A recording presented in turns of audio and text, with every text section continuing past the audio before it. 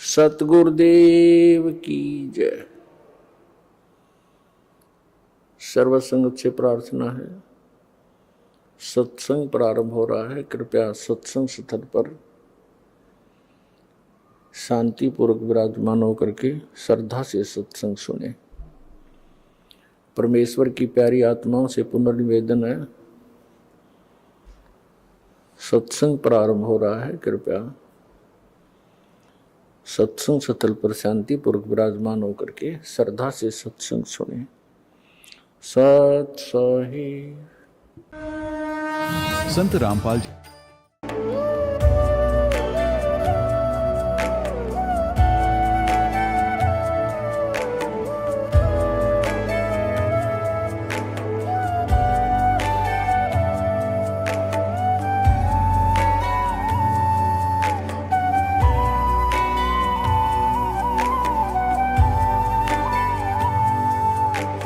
जब लग गुरु मिले न साचा, तब लग गुरु करो 10 पांचा। क्या गुरु बदल सकते हैं? क्या गुरु बदलने से पाप लगता है? आध्यात्म के इस मैदान में आखिर सही गुरु कौन है? गीता जी में वर्णित तत्वदर्शी संत कौन है? इन सभी प्रश्नों के उत्तर जानने के लिए अवश्य सुनिए जगत गुरु तत्वदर्शी संत रामपाल जी महाराज के मंगल प्रवचन। दोस्तों, आजकल हर कोई आध्यात्मिकता की बात करता है। कोई मंदिर में माथा टेक रहा है, कोई घर में माला जप रहा है, तो कोई ऑनलाइन बाबाओं के प्रवचन सुनकर मोक्ष की तलाश में है। लेकिन सवाल यह है, क्या ये सब करने से बिना किसी सही गाइड के आप उस रास्ते पर चल सकते हैं जो आपको जन्म मरण के चक्कर से आजाद कर दे? या फिर यह सब बस एक दिखावा है जो आपका समय, पैसा और आस्था तीनों लूट रहा है? गीता, वेद और कबीर साहेब की वाणी चीख चीख कर कह रही है कि बिना गुरु के भक्ति अधूरी है। फिर भी हम क्यों अंधेरे में भटक रहे हैं? आइए आज बात करते हैं कि गुरु बनाना क्यों जरूरी है, सच्चा गुरु कौन है और गुरु के प्रति शिष्य का भाव कैसा होना चाहिए जो उसे मोक्ष के दरवाजे तक ले जाए। क्योंकि अगर रास्ता ही गलत चुन लिया तो मंजिल तो दूर, आपकी जिंदगी भी दांव पर लग सकती है। सवाल नंबर 1, क्या गुरु बनाना आवश्यक है? भक्ति तो घर में भी की जा सकती है, तो फिर हम गुरु क्यों बनाएं? सबसे पहले गीता की बात। संत रामपाल जी महाराज अपने सत्संगों में बताते हैं कि गीता अध्याय 4 श्लोक 34 में साफ कहा गया है, उस तत्व ज्ञान को तू तत्वदर्शी संतों के पास जाकर समझ। उनको दंडवत प्रणाम करने से, कपट छोड़कर नम्रता पूर्वक प्रश्न करने से वे परमात्मा तत्व को भली भांति जानने वाले ज्ञानी महात्मा तुझे तत्व ज्ञान का उपदेश करेंगे। यानी बिना गुरु के आप उस तत्व ज्ञान तक पहुंच ही नहीं सकते, जिसके प्राप्त होने से परमात्मा की प्राप्ति तथा मोक्ष प्राप्ति का रास्ता प्रशस्त होता है। अब गीता अध्याय 7 श्लोक 19 को देखिए।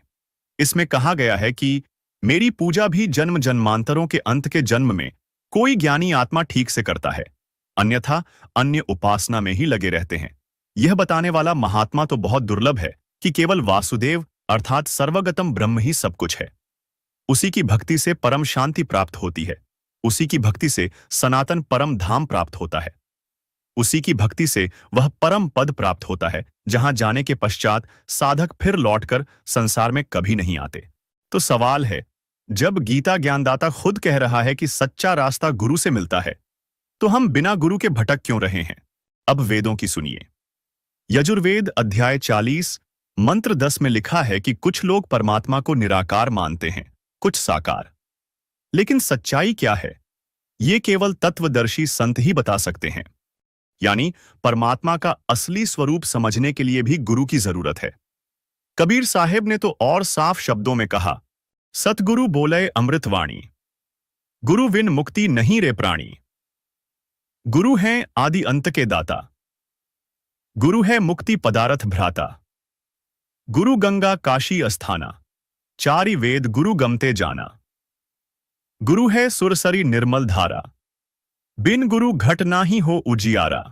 68 तीरथ भ्रमी भ्रमी आवे, गुरु की दया घर बैठ ही पावे।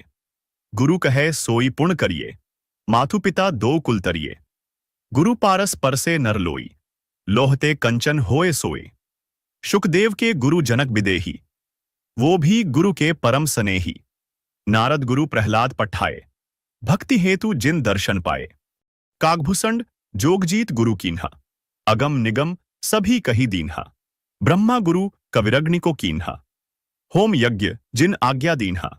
वशिष्ठ गुरु किया रघुनाथा, पाए दरस तब भय सनाथा। कृष्ण गए दुर्वासा शरणा, पाई भक्ति तब तारण तरना। नारद दिच्छा जिमर सो पायो, 84 सो तुरंत छुड़ायो। गुरु कहे सोई है सांचा, बिन परिचय सेवक है कांचा। कहे कबीर गुरु आपू अकेला, 10 अवतार गुरु का चेला। कबीर रामकृष्ण से कौन बड़ा, उन्हों भी गुरु किन्हा। 3 लोक के वे धनी, गुरु आगे आधीन। उनकी वाणी में लिखा है कि गुरु गंगा काशी जैसा पवित्र है। गुरु चारों वेदों का सार है। गुरु के बिना मन का अंधेरा दूर नहीं होता। अब आप ही बताइए, जब इतने बड़े बड़े शास्त्र और परमात्मा एक स्वर में कह रहे हैं कि गुरु जरूरी है, तो हम क्यों अपनी मनमानी कर रहे हैं? लेकिन आजकल क्या हो रहा है? बाजार में नकली गुरुओं की भरमार है। कोई भगवा चादर ओढ़कर बाबा बन गया, कोई टीवी पर प्रवचन देकर करोड़ों कमा रहा है। इनमें से कितने तत्वदर्शी संत हैं? यही वजह है कि शास्त्रों में सद्गुरु, पूर्ण गुरु या तत्वदर्शी संत जैसे शब्द इस्तेमाल किए गए, ताकि असली और नकली में फर्क हो सके। कबीर साहिब ने कहा, गुरु पारस पर से नर लोई, लोहते कंचन होए सोए। यानी सच्चा गुरु इंसान को लोहे से सोना बना देता है, यानी तत्व ज्ञान और सतभक्ति देकर आपको मुक्ति मार्ग प्रदान करता है, जिससे आपका जन्म मरण का चक्र समाप्त हो जाता है। लेकिन नकली गुरु, वो तो आपको शास्त्र विरुद्ध ज्ञान व शास्त्र विरुद्ध भक्ति साधना देकर आपका जीवन नष्ट कर देता है, जिससे आपको जन्म मरण, नरक तथा 84 लाख योनियों का कष्ट उठाना पड़ता है। अब कुछ लोग कहते हैं, हम तो घर बैठे भक्ति कर लेंगे, गुरु की क्या जरूरत? अरे भाई, अगर ऐसा होता तो श्री राम, श्री कृष्ण और ब्रह्मा जी ने भी गुरु क्यों बनाए? कबीर रामकृष्ण से कौन बड़ा, उन्हों भी गुरु कीन्ह। 3 लोक के वे धनी, गुरु आगे आधीन। श्री राम ने वशिष्ठ जी को गुरु बनाया। श्री कृष्ण ने दुर्वासा ऋषि से दीक्षा ली। शुकदेव, नारद और प्रहलाद जैसे महापुरुषों ने भी गुरु बनाए। जब तीनों लोकों के मालिक गुरु की शरण में गए, तो हम आम इंसान बिना गुरु के क्या हासिल कर लेंगे? यही बात रामचरितमानस उत्तरकांड दोहा बाणबेक की चौपाई 3 में कही गई है। गुर बिनु भव निधि तरे न कोई, जौ बिरंची संकर सम होई। अर्थात गुरु के बिना कोई भवसागर से नहीं तर सकता, चाहे वह शंकर जी के समान ही क्यों न हो। वहीं कबीर साहिब ने साफ कहा, कबीर गुरु बिन माला फेरते, गुरु बिन देते दान, गुरु बिन दोनों निष्फल है, पूछो वेद पुराण। यानी बिना गुरु के नाम जाप की माला फिराना और दान देना सब व्यर्थ है। अब जरा सोचिए, बिना गुरु के भक्ति करने का नतीजा क्या होगा? कबीर परमेश्वर ने हमें समझाने के लिए साफ शब्दों में कहा, कबीर पीछे लाग गया जाऊं था मैं लोकवेद के साथ, रास्ते में सतगुरु मिले, दीपक दीन्हा हाथ। भावार्थ है कि मैं लोकवेद के आधार से भक्ति कर रहा था, अर्थात शास्त्र विरुद्ध साधना के मार्ग पर चल रहा था। एक दिन तत्वदर्शी संत भक्ति के मार्ग पर मिल गए। उन्होंने शास्त्र विधि अनुसार शास्त्र प्रमाणित साधना रूपी दीपक दे दिया, अर्थात शास्त्रानुकूल साधना का ज्ञान कराया, तो जीवन नष्ट होने से बच गया। इस वाणी में कबीर साहिब ने शास्त्रों के खिलाफ की जाने वाली भक्ति क्रियाओं को लोकवेद कहा, यानी वो भक्ति जो सुन सुनाकर देखा देखी चल रही है। मंदिर में घंटा बजाना, तीज त्योहार पर पूजा करना या मूर्ति पूजा आदि करना, ये सब लोकवेद है। गीता अध्याय 16 श्लोक 23 में साफ लिखा है कि शास्त्रों के विरुद्ध मनमानी भक्ति करने से न सुख मिलता है, न सिद्ध, न मोक्ष। फिर श्लोक 24 में कहा गया कि कर्तव्य और अकर्तव्य की व्यवस्था में शास्त्र ही प्रमाण है। तो जब शास्त्र कह रहे हैं कि गुरु बनाओ, उनसे तत्व ज्ञान लो, तो हम अपनी मर्जी की भक्ति क्यों कर रहे हैं? आजकल लोग क्या करते हैं, कोई पंडित से मंत्र ले लेता है, कोई बिना समझे जप शुरू कर देता है।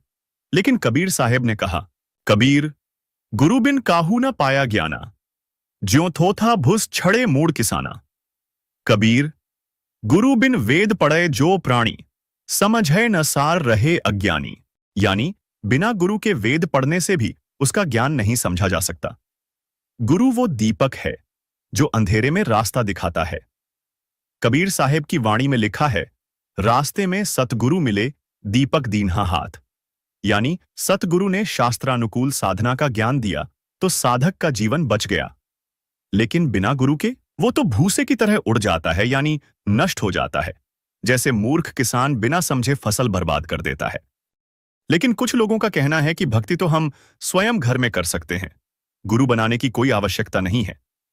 तो इसका निर्णायक ज्ञान सुनिए संत रामपाल जी महाराज के मुखारबिंद से। जब तक आत्मा को उसका असली आहार नहीं मिलेगा या उठ नहीं सकती, उभर नहीं सकती, और वो उभारने का तरीका परमात्मा की वो वाणी सूक्ष्म वेद वाणी इसको मिले और वो उस वाणी का फिर बोलने वाला अधिकारी हो। आम व्यक्ति भी इस वाणी ने सुनाए जा उसका असर नहीं हो सकता। उदाहरण के लिए जैसे एक राजा था, उसकी रानी धार्मिक थी, गुरु बना रखा था, उसने पता था गुरु बिन मोक्ष नहीं होता, पिछले संस्कार थे। राजा इस बात का विरोधी था कि गुरु बनाने की क्या आवश्यकता, भक्ति घर पे भी कर सकते हैं, गुरु से उपदेश लेना क्या जरूरी है। लेकिन वो अपनी पत्नी को विवश नहीं कर सकता था, कुछ धार्मिकता उसके अंदर भी शेष थी। तो उसने एक दिन अपनी पत्नी से कहा कि मैं आपके गुरुजी से 2 बात करूंगा, मेरे प्रश्न का उत्तर देगा वो। उसकी पत्नी ने कहा कि सब बच्चा से बात करिए, मेरे गुरुजी से आपको सब उत्तर देंगे। उसके साथ उनके आश्रम में चले गए अपनी पत्नी के साथ। अब राजा ने जाति प्रश्न किया कि महाराज, आप जो जनता को भ्रमित कर रहे हो कि गुरु नाम दे तभी बात बने, राम राम तक घर बैठ के भी कर ले, कोई कर ले, इसमें क्या क्या दिक्कत आती है?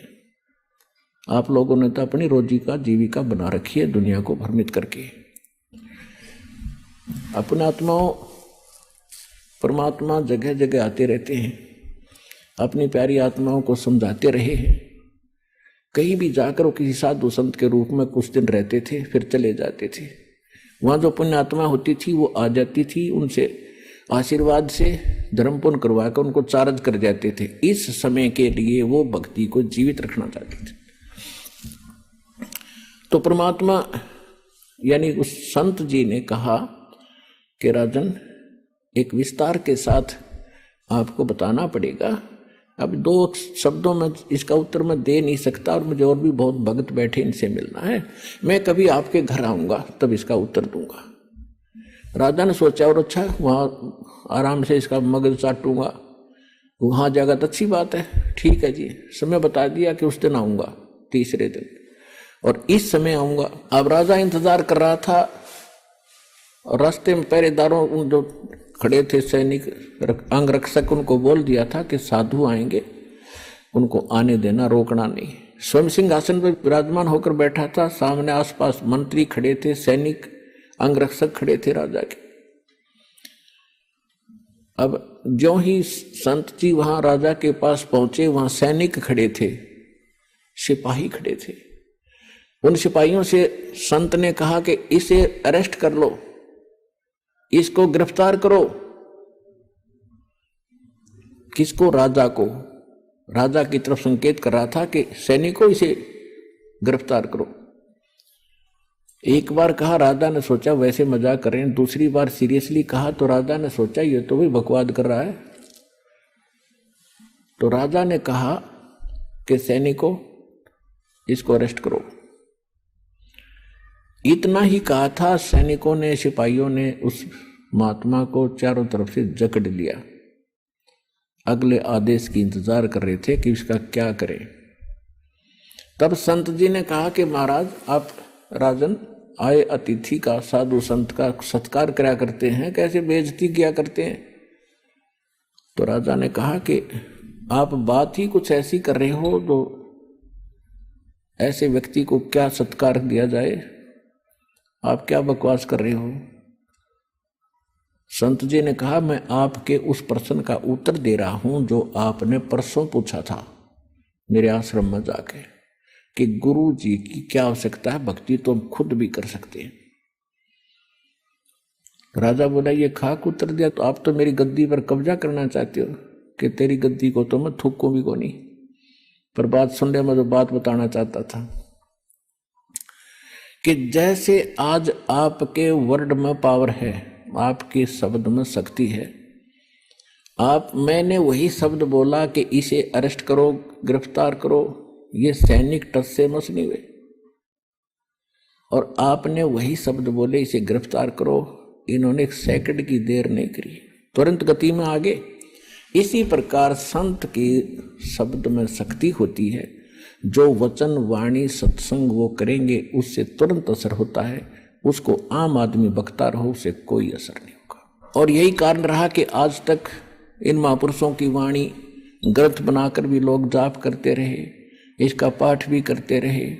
कबीर साहिब के कबीर सागर से मूल पाठ बनाकर संध्या सुबह दोपहर शाम करते रहे, उनसे असर नहीं हुआ, क्योंकि वो अधिकारी के मुख से नहीं प्राप्त था, आदेश नहीं था। तो अब इस दास को परमात्मा ने भेजा है आपके लिए अधिकारी बनाकर और complete in all respect course देकर, और अब आपका पूरे विश्व का कल्याण हो सकता है जब शरण में आकर भक्ति करोगे।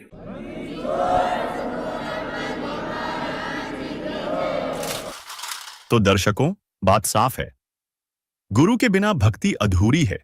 चाहे आप कितने मंदिर घूम आएं, कितने मंत्र जप लें, बिना गुरु के सब व्यर्थ है। शास्त्रों में साफ लिखा है, गुरु होना अति आवश्यक है। सवाल नंबर 2, क्या हर गुरु सच्चा होता है? आजकल गुरु बनना फैशन हो गया है। कोई भक्तों को ठग रहा है, कोई मंदिर बनवाकर चंदा बटोर रहा है, तो कोई कथा के नाम पर लाखों करोड़ों कमा रहा है। लेकिन सवाल यह है, क्या ये लोग वाकई गुरु हैं? क्या इन्हें कथा करने का अधिकार है? क्या इनके पास वो ज्ञान है जो आपकी जिंदगी को बदल दे, मोक्ष प्रदान करवा दे, या ये सिर्फ आपके विश्वास का सौदा कर रहे हैं? दोस्तों, हर गुरु सच्चा नहीं होता। आज गुरु बनना एक बिजनेस बन चुका है, और इस बिजनेस में आम आदमी की आस्था और उसका पैसा ही सबसे बड़ा माल है। लेकिन जब बात सच्चे गुरु की आती है, तो क्या आप जानते हैं कि सच्चा गुरु कौन होता है? आइए इसकी पड़ताल करते हैं, एक पुरानी कथा और कुछ तथ्यों के साथ। सबसे पहले एक सत्य कथा जो संत रामपाल जी महाराज अपने सत्संगों में बताते हैं। द्वापर युग के अंत होने के समय की बात है। राजा परीक्षित को एक ऋषि के श्राप के कारण 7वें दिन तक्षक सर्प डसने वाला था। उनके उद्धार के लिए 7 दिन तक श्रीमद् भागवत सुधा सागर की कथा सुनाने का फैसला हुआ। दुनिया भर के पंडितों और ऋषियों से गुहार लगाई गई कि आओ कथा सुनाओ, लेकिन क्या हुआ, सभी ने हाथ खड़े कर दिए। यहां तक कि वेद व्यास जी, जिन्होंने श्रीमद् भागवत सुधा सागर लिखी, उन्होंने भी मना कर दिया। क्यों? क्योंकि वो जानते थे कि वो इस कथा को सुनाने के अधिकारी नहीं हैं।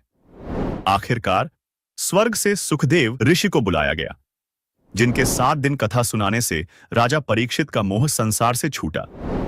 तक्षक ने उन्हें डसा और उनकी मृत्यु हो गई। लेकिन उनके पुण्य और सुखदेव जी की कथा के कारण उन्हें स्वर्ग की प्राप्ति हुई, क्योंकि परमात्मा का विधान है, कबीर जहां आशा तहां बासा होई, मन कर्म वचन सुमरियो सोई। गीता अध्याय 8 श्लोक 6 में भी यही प्रमाण है कि हे भारत, परमात्मा का यह विधान है कि जो अंत समय में जिसमें आस्था रखकर स्मरण करता है, वह उसी को प्राप्त होता है। दोस्तों, स्वर्ग में सुख भोगने के पश्चात राजा परीक्षित वाली आत्मा वापस नरक में और फिर 1,84 में चक्कर काटेगी।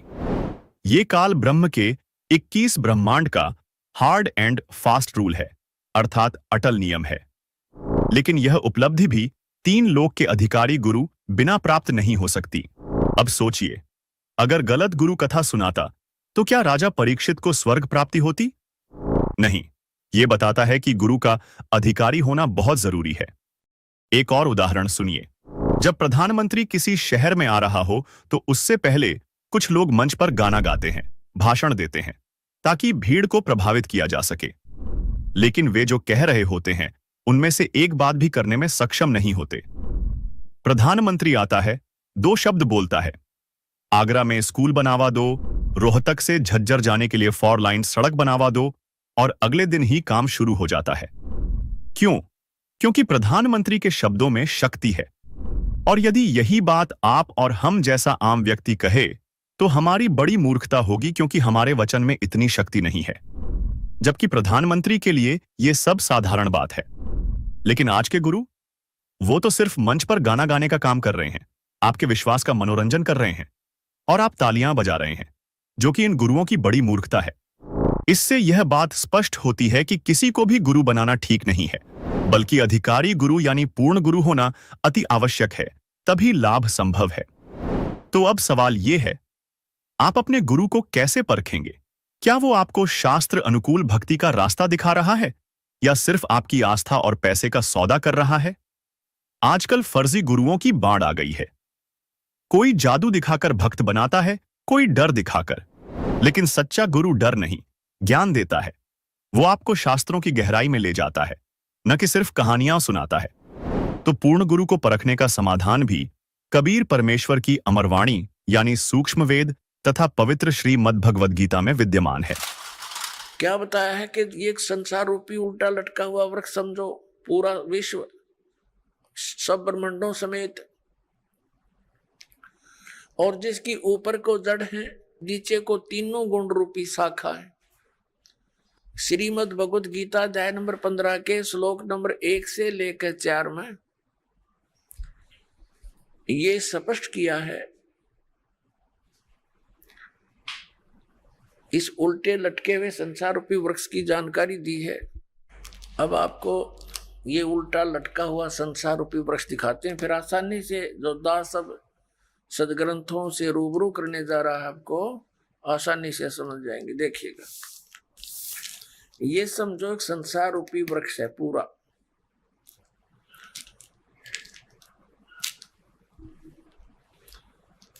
ऊर्ध्व मूलम अधः शाखम। देखिए श्रीमद् भगवद गीता अध्याय नंबर 15 का ये पंचदशो अध्याय यानी 15वां अध्याय, 15वां अध्याय है। ये इसका प्रथम श्लोक है। इसमें कहा कि ऊर्ध्व मूलम अधः शाखम अश्वत्थम प्राहु अव्यम छंदासी यस्य पर्णानि ये तम वेद स वेदवित्। ऊर्ध्व मूलम इसका अर्थ है कि ऊपर को जड़ और नीचे को शाखा। अधः माने नीचे होता है, ये भ्रमित है, इन्होंने गलत कर दिया। अधः माने ब्रह्मा रूप मुख्य शाखा वाले, नहीं। ये दूसरा अध्याय में 15वें अध्याय के दूसरे श्लोक में 2 बार अधः है, अधः अधः। इसका अनुवाद इन्होंने इसके अगले पृष्ठ पे किया है। अधः माने नीचे, अधः माने नीचे, अधः माने नीचे, ऊर्ध्व माने ऊपर, अधः माने नीचे, अधः माने नीचे। तो हम यहाँ इसको शुद्ध कर लेंगे, इन्होंने गड़बड़ कर दी थोड़ी सी, ये बेईमानी करके जान के समझ में ना आई। अब हम फिर 15वें अध्याय के प्रथम मंत्र में फिर आगे हैं। ऊर्ध्व मूलम ऊपर को जड़ और अधः शाखम नीचे को शाखा वाला, अश्वत्थम प्राहु अव्यम ये संसार रूपी पीपल का अविनाशी वृक्ष कहा है। छंदासी यस्य पर्णानि इसके जो पत्ते आदि जो है, इसके छंद हैं, विभाग हैं, पार्ट हैं। ये तम वेद उन सभी भागों को जो जानता है, तम उन उस अज्ञान अंधकार में छपे हुए उन सब विभागों को जानता है। स वेदवित् वह वेद के तात्पर्य को जानने वाला है, अर्थात वो तत्वदर्शी संत है। ये देखिएगा, आदि पुरुष परमेश्वर रूप मूल वाले, ये भाव कहने का ये है कि ऊपर को जो जड़ है ये वाली, ये ऊपर को जो जड़ है ये तो समझो ऊर्ध्व मूलम तो है आदि पुरुष परमेश्वर यानी परम अक्षर ब्रह्म, ये तो है वो सच्चिदानंद घर ब्रह्म समझो, ये जड़ें तो।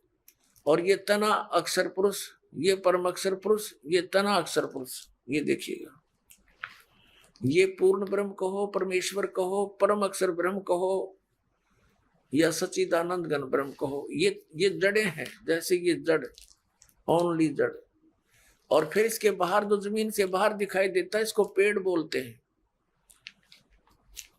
गीता ज्ञान दाता ने केवल इतना ही कहा कि ऊर्ध्व मूलम ऊपर को जड़ और नीचे को शाखा वाला।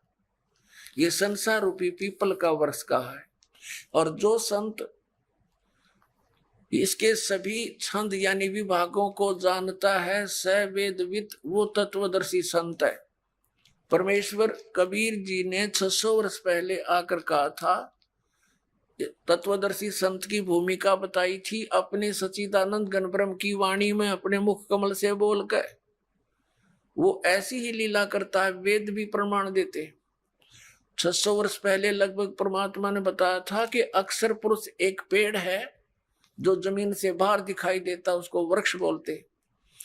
अक्षर पुरुष एक वृक्ष है और सर पुरुष वा की डार, जिसको निरंजन भी कहा है, ज्योति निरंजन। और तीनों देवा, रजगुण ब्रह्मा, सतगुण विष्णु, तम गुण शिव जी, तीनों देवा शाखा हैं और पात रूप संसार। अब गीता ज्ञानदाता कहता है कि जो इस संसार रूपी वृक्ष के, जो ऊपर को जड़ नीचे को शाखा वाला उल्टा लटका संसार रूपी वृक्ष है, जो इसके सभी छंद यानी सभी विभागों को बता देगा, वो तत्वदर्शी संत है, वो वेद के तात्पर्य को जानने वाला है। अब देखिएगा, परमात्मा ने 600 वर्ष पहले बता दिया था कि अक्षर पुरुष एक पेड़ है, ज्योति निरंजन यानी सरपुरुष वा की डार, और तीनों देवा शाखा है, ये पात रूप संसार। अब देखो, परमात्मा ने बताया, कबीर अक्षर पुरुष एक पेड़ है, निरंजन वा की डार, इसको सरपुरुष भी कहते हैं, ज्योति निरंजन को। और तीनों देवा, रजगुण ब्रह्मा, सतगुण विष्णु, तम गुण शिव जी रूपी शाखा है, ये पात रूप संसार। ये देखिएगा, ये क्योंकि ये जमीन से, ये प्रोक्ष है, पूर्ण परमात्मा तो गुप्त है। जमीन में जैसे जड़ प्रोक्ष होती है, जमीन में जैसे जड़ प्रोक्ष होती है। अब ये तना, ये अक्षर पुरुष है, अक्षर पुरुष एक पेड़ है और सरपुरुष वह की डार, ये मोटी डार। सरपुरुष कहो, ज्योति निरंजन कहो, काल ब्रह्म कहो। और तीनों देवा, रजगुण ब्रह्मा, सतगुण विष्णु, तम गुण शिव जी, ये शाखा है। और पात रूप संसार, तो सच्चिदानंद घन ब्रह्म की वाणी में ये कंप्लीट ज्ञान लिखा हुआ है। गीता जी के अध्याय नंबर 4 के श्लोक नंबर 32 का ये निष्कर्ष है कि उस सच्चिदानंद घन ब्रह्म की वाणी में सब साधना यानी धार्मिक अनुष्ठानों की जानकारी बहुत विस्तार के साथ और यथार्थता से दे रखी है। उससे पूछो। और तत्वदर्शी संत की पहचान बता दी कि वो तत्वदर्शी संत बताएंगे तो कैसा होगा, वो जो संसार रूपी वृक्ष के सभी विभागों को बता देगा। स वेदवित, वह वेद के तात्पर्य को जानने वाला है, अर्थात वो तत्वदर्शी संत है। देखना, अब हम पढ़ रहे हैं, इन्हीं की वाणी पढ़ेंगे। आदि पुरुष परमेश्वर मूल वाले, अधः शाखम, नीचे को शाखा, ये गलत अनुवाद किया है, बेईमानी कर रखी है। और संसार रूपी पीपल के वृक्ष को अविनाशी कहते हैं, वेद जिसके पत्ते कहे गए, संतों का अर्थ वेद कर दिया। और उस संसार रूप वृक्ष को जो पुरुष मूल सहित जड़ से लेकर और पत्तों तक, ये समझो, मूल सहित तत्व से जानता है, स वेदवित, स वेदवित, वह वेद के तात्पर्य को जानने वाला है। वो तत्वदर्शी संत है, वो वास्तव में ज्ञानी तत्वदर्शी संत।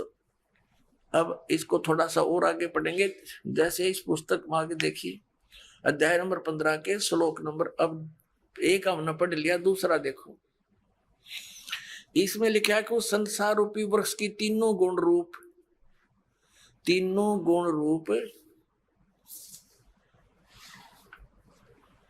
ये शाखाएं हैं।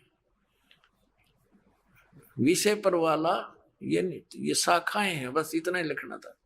नीचे और ऊपर फैली हुई, सर्वत्र नहीं, क्योंकि पृथ्वी लोक पर ये ज्ञान बोला जा रहा था।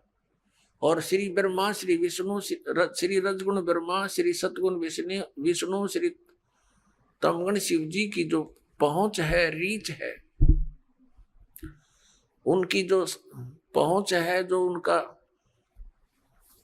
उनका प्रभुता है उनकी, वो केवल इन 3 लोकों पर है। पृथ्वी लोक, नीचे पाताल लोक और ऊपर स्वर्ग लोक, इन 3 लोकों पर इनकी प्रभुता है, यहां तक इनकी पहुंच है। ये एक एक विभाग के मंत्री हैं।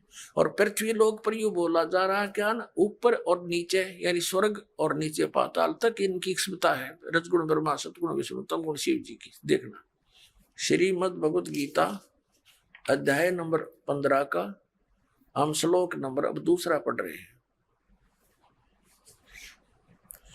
उस संसार वृक्ष की तीनों गुण रूप शाखा, ये है अधः च ऊर्ध्वम प्रसरता तस्य शाखा गुण प्रवर्धा। अब यहां तीनों गुण रूप जल से बड़ी हुई शाखाएं नहीं है, यह है विषय पर वाला शाखा, विषय विकारों की शाखाएं हैं, ऐसा समझो। इन्हें गलत कर रखा है। नीचे और ऊपर, सर्वत्र नहीं, नीचे और ऊपर फैली हुई है। और मनुष्य लोक में, यहाँ पृथ्वी लोक पर कर्मों के अनुसार बांधने वाली, यानी कर्मों के आधार पर ये हमें सुनियोजित रखने वाली भी मुख्य कारण है। मूलानी माने जड़ है, ये मुख्य कारण है। नीचे और ऊपर, सभी लोकों में नहीं, केवल नीचे ऊपर फैली हुई है। यहाँ एक शब्द है तीनों गुण रूप शाखा। अब रजगुण ब्रह्मा है, सतगुण विष्णु, तमगुण शिव जी, ये कंसेप्ट क्लियर करना पड़ेगा। एक तो बहुत ही सिंपल सा देखिए आप, रजगुण ब्रह्मा है, यही तीनों गुण है, यही 3 देवता, इन्हीं पुराणों में देखिएगा। ये गीता प्रेस गोरखपुर से प्रकाशित है, मार्कंडे पुराण।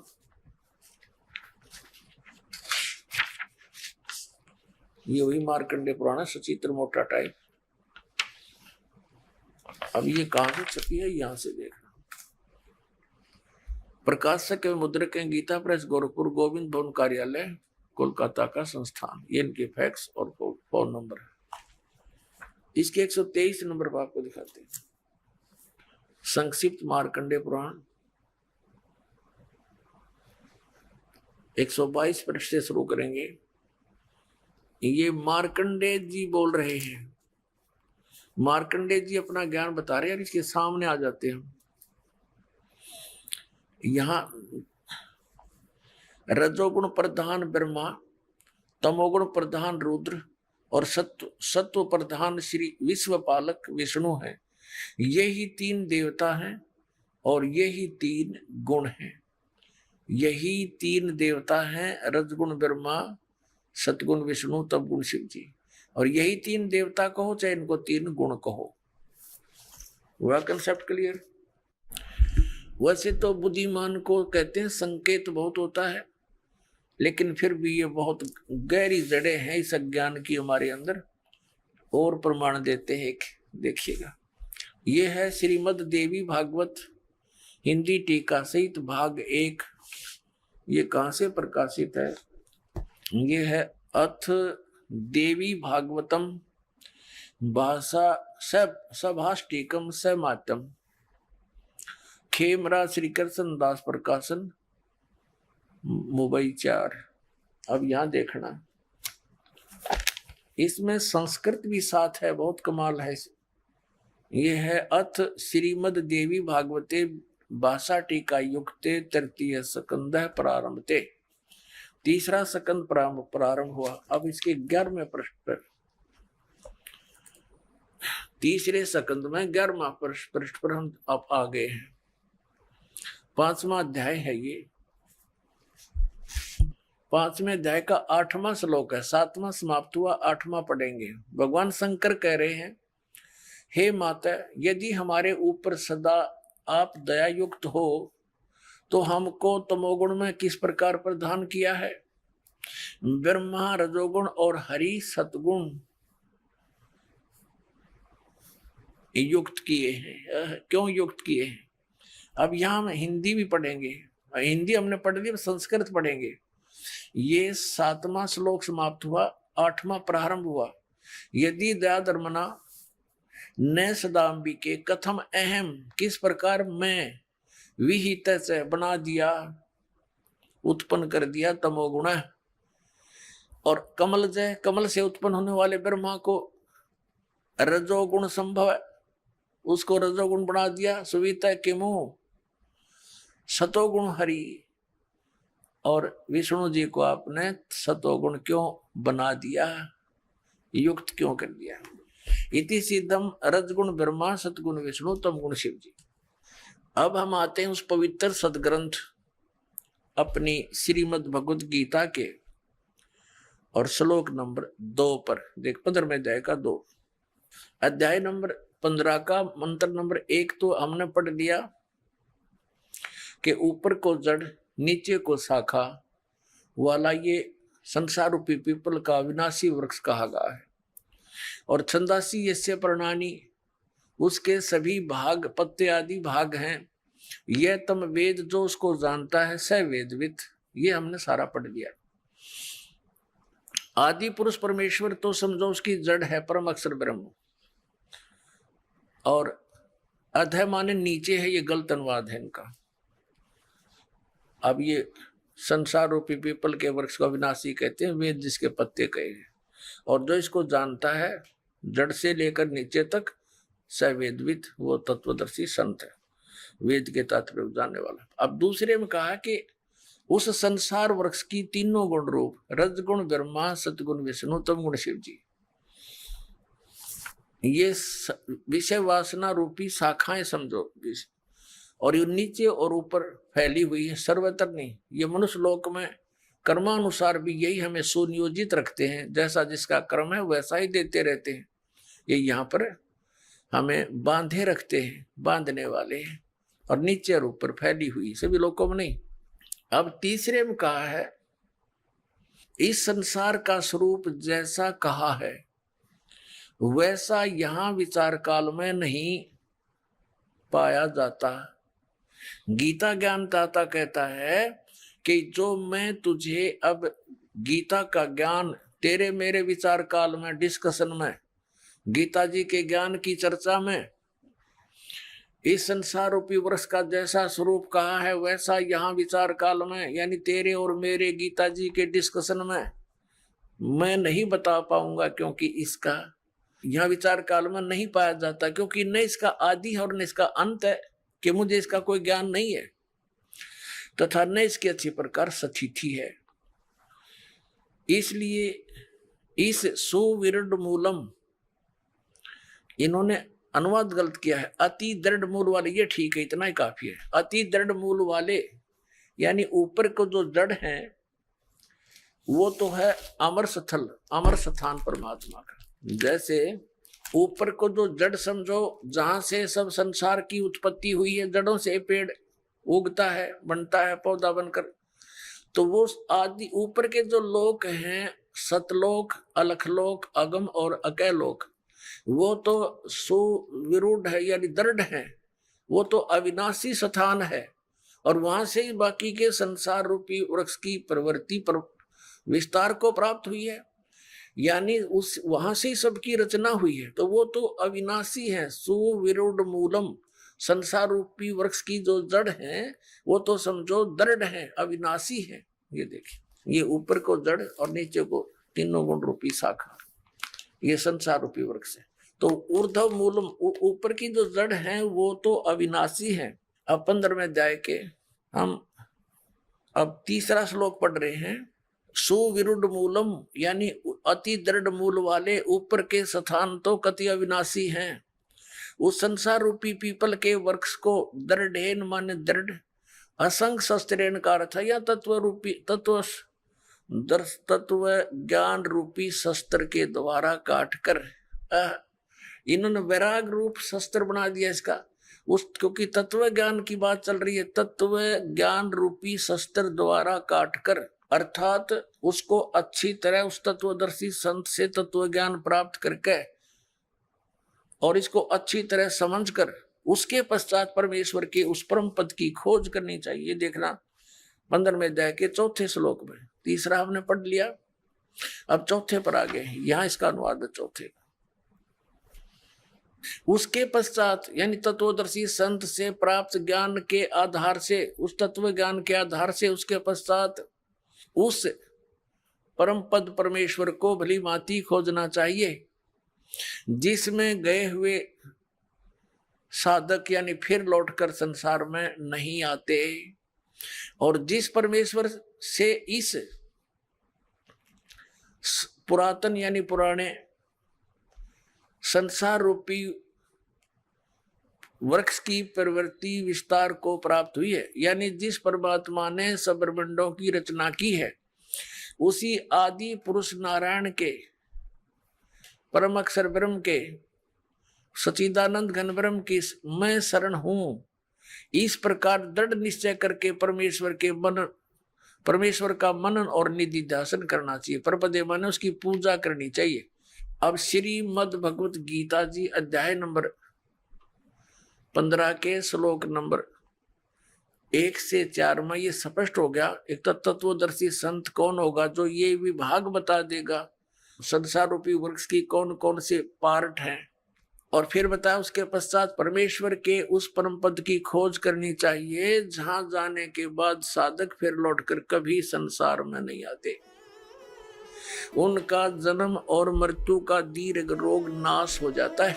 वहीं यजुर्वेद अध्याय 19 मंत्र 25 में लिखा है कि जो संत वेदों के अर्ध वाक्यों अर्थात सांकेतिक शब्दों को पूर्ण करके श्लोक के चौथे भागों को अर्थात आंशिक वाक्यों को स्तोत्रों के रूप में प्राप्त करता है, अर्थात आंशिक विवरण को पूर्ण रूप से समझता और समझाता है, जैसे शस्त्रों को चलाना जानने वाला उन्हें पूर्ण रूप से प्रयोग करता है।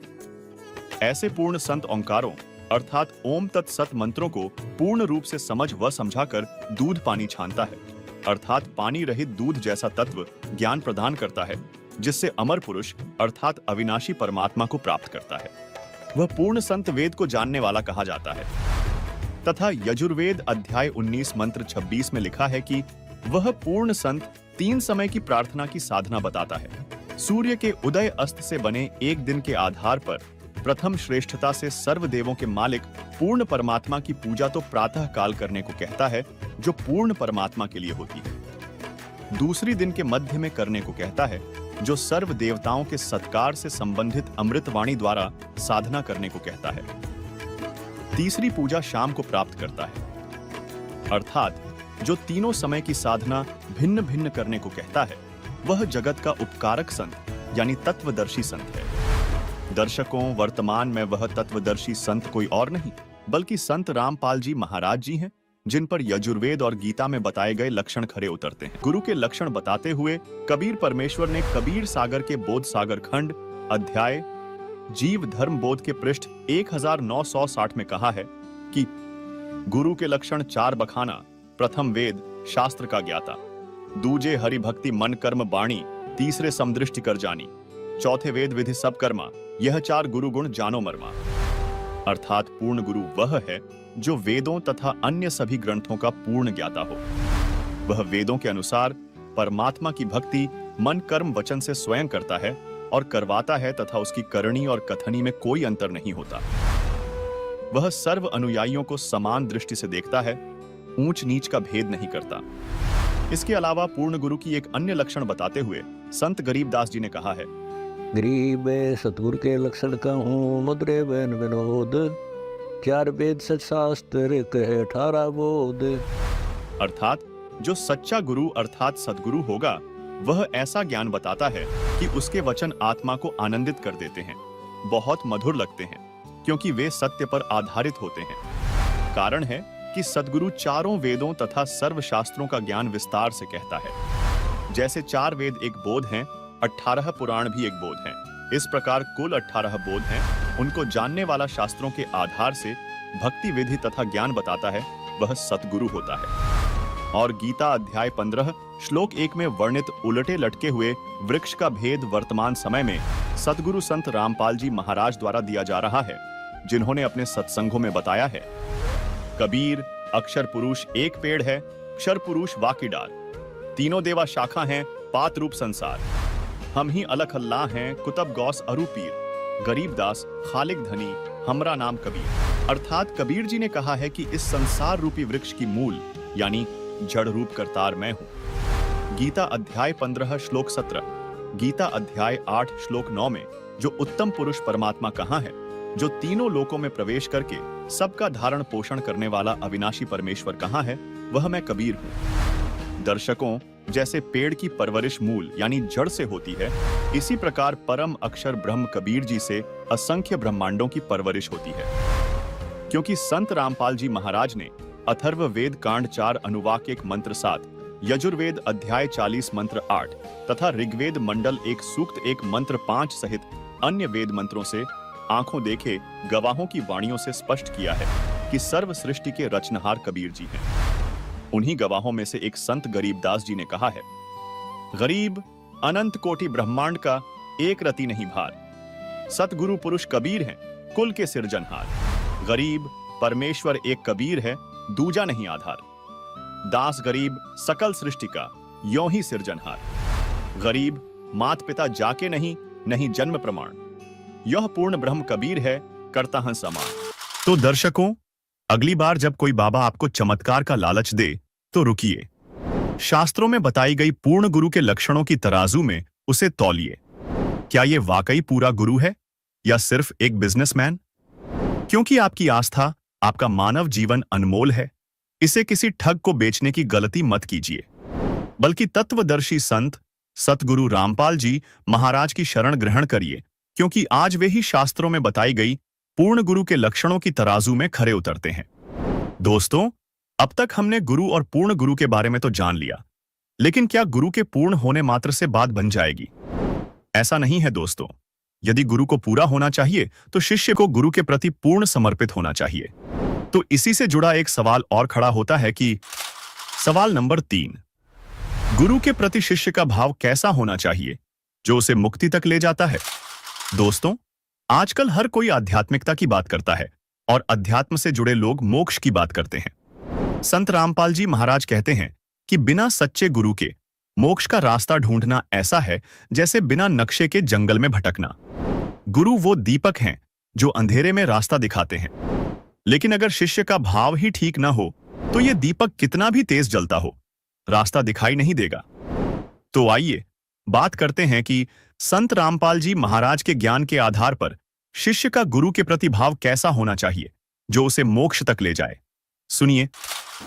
अब परमेश्वर कबीर जी की वाणी है कि कह कबीर सुनो भाई साधो, ये शब्द गुरु चित चेला रे। अब जैसे गुरु और चेले का कितना प्यार, कितना एक घनिष्ठ संबंध होना चाहिए।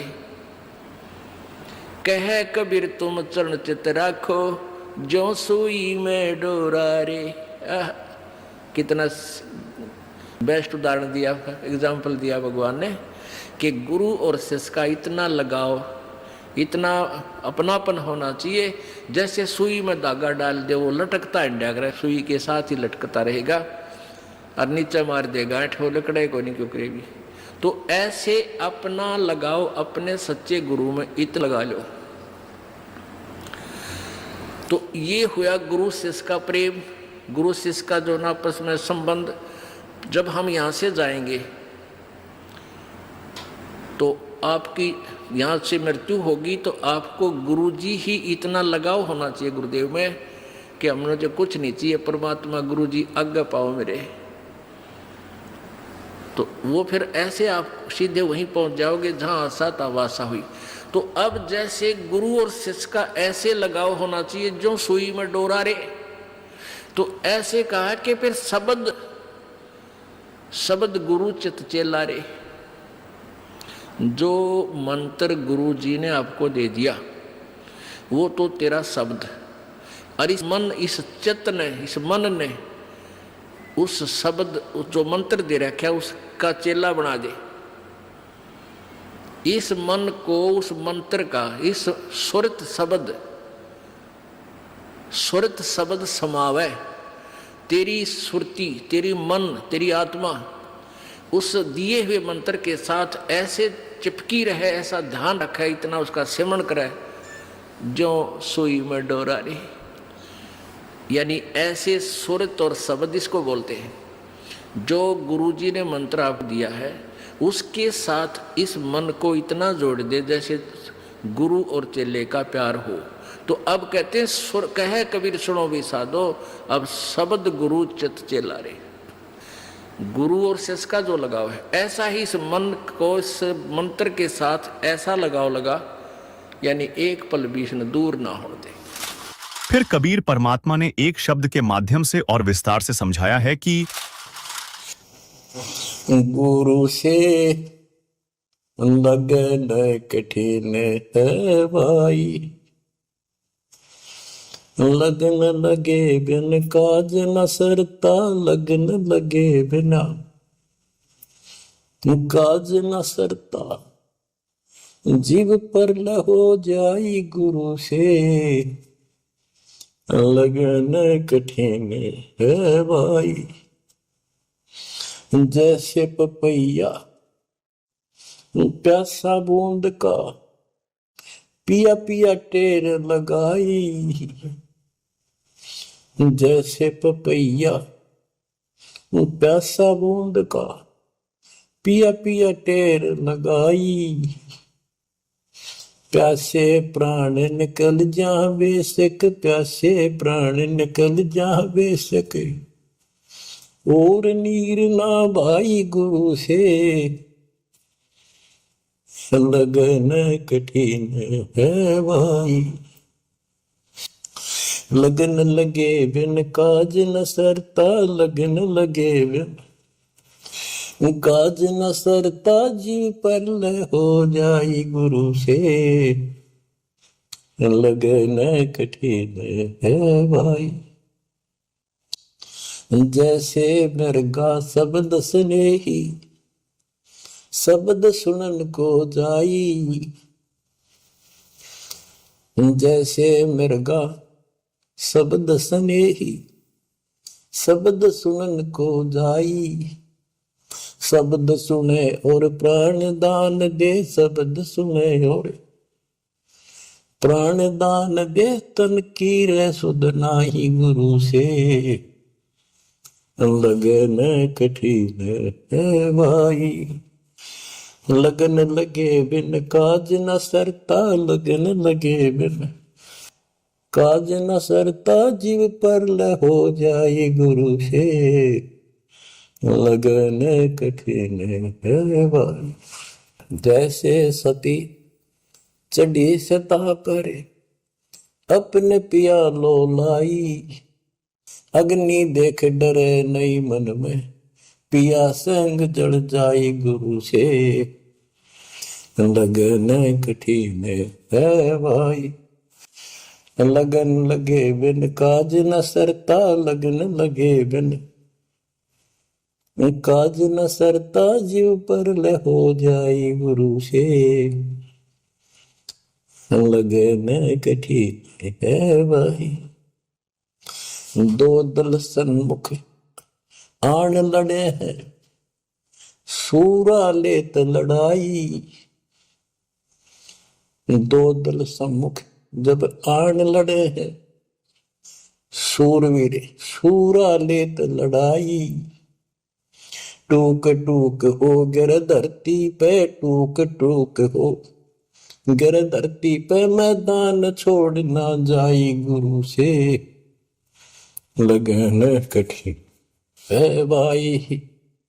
लगन लगे बिन काज न सरता, लगन लगे बिन काज न सरता, जीव पर हो जाई गुरु से लगन कठिन है भाई। छोड़ो तन अपने की आशा, निर्भय हो गुण गाई, छोड़ो तन अपने की आशा, निर्भय हो गुण गाई, कहे कबीर ऐसा हो हंसा, कहे कबीर ऐसा हो हंसा, सहज मिले सतगुरु आई, गुरु से लगन कठिन है भाई। बच्चों, इतने अजब गजब के प्रमाण दिए हैं और इतनी लगन आपकी लगनी चाहिए। कहते हैं परमात्मा ने कहा कि जैसे पपैया एक पक्षी होता है, वो केवल आकाश से बरस रही बूंदों को का पानी ही पीता है। वो मिले तो पिएगा, और पृथ्वी का जल वो नहीं पी सकता। बेशक मर जा पीवा नहीं। इसी प्रकार अपने कबीर भगवान के अतिरिक्त, अपने गुरु के अतिरिक्त सोपन में भी किसी की इच्छा ना हो, वो लगन लागी सतगुरु में। फिर कहते हैं जैसे मृग इसके अंदर एक कान विषय प्रबल होता है, शब्द सुनने का अपने आप शिकारी के पास चला जाता है, वैसे मारो चाहे जीव पर पीछे नहीं हटता। तो इसी प्रकार कहते दो दल सम्मुख आन लड़े शूरवीर रेत लड़ाई,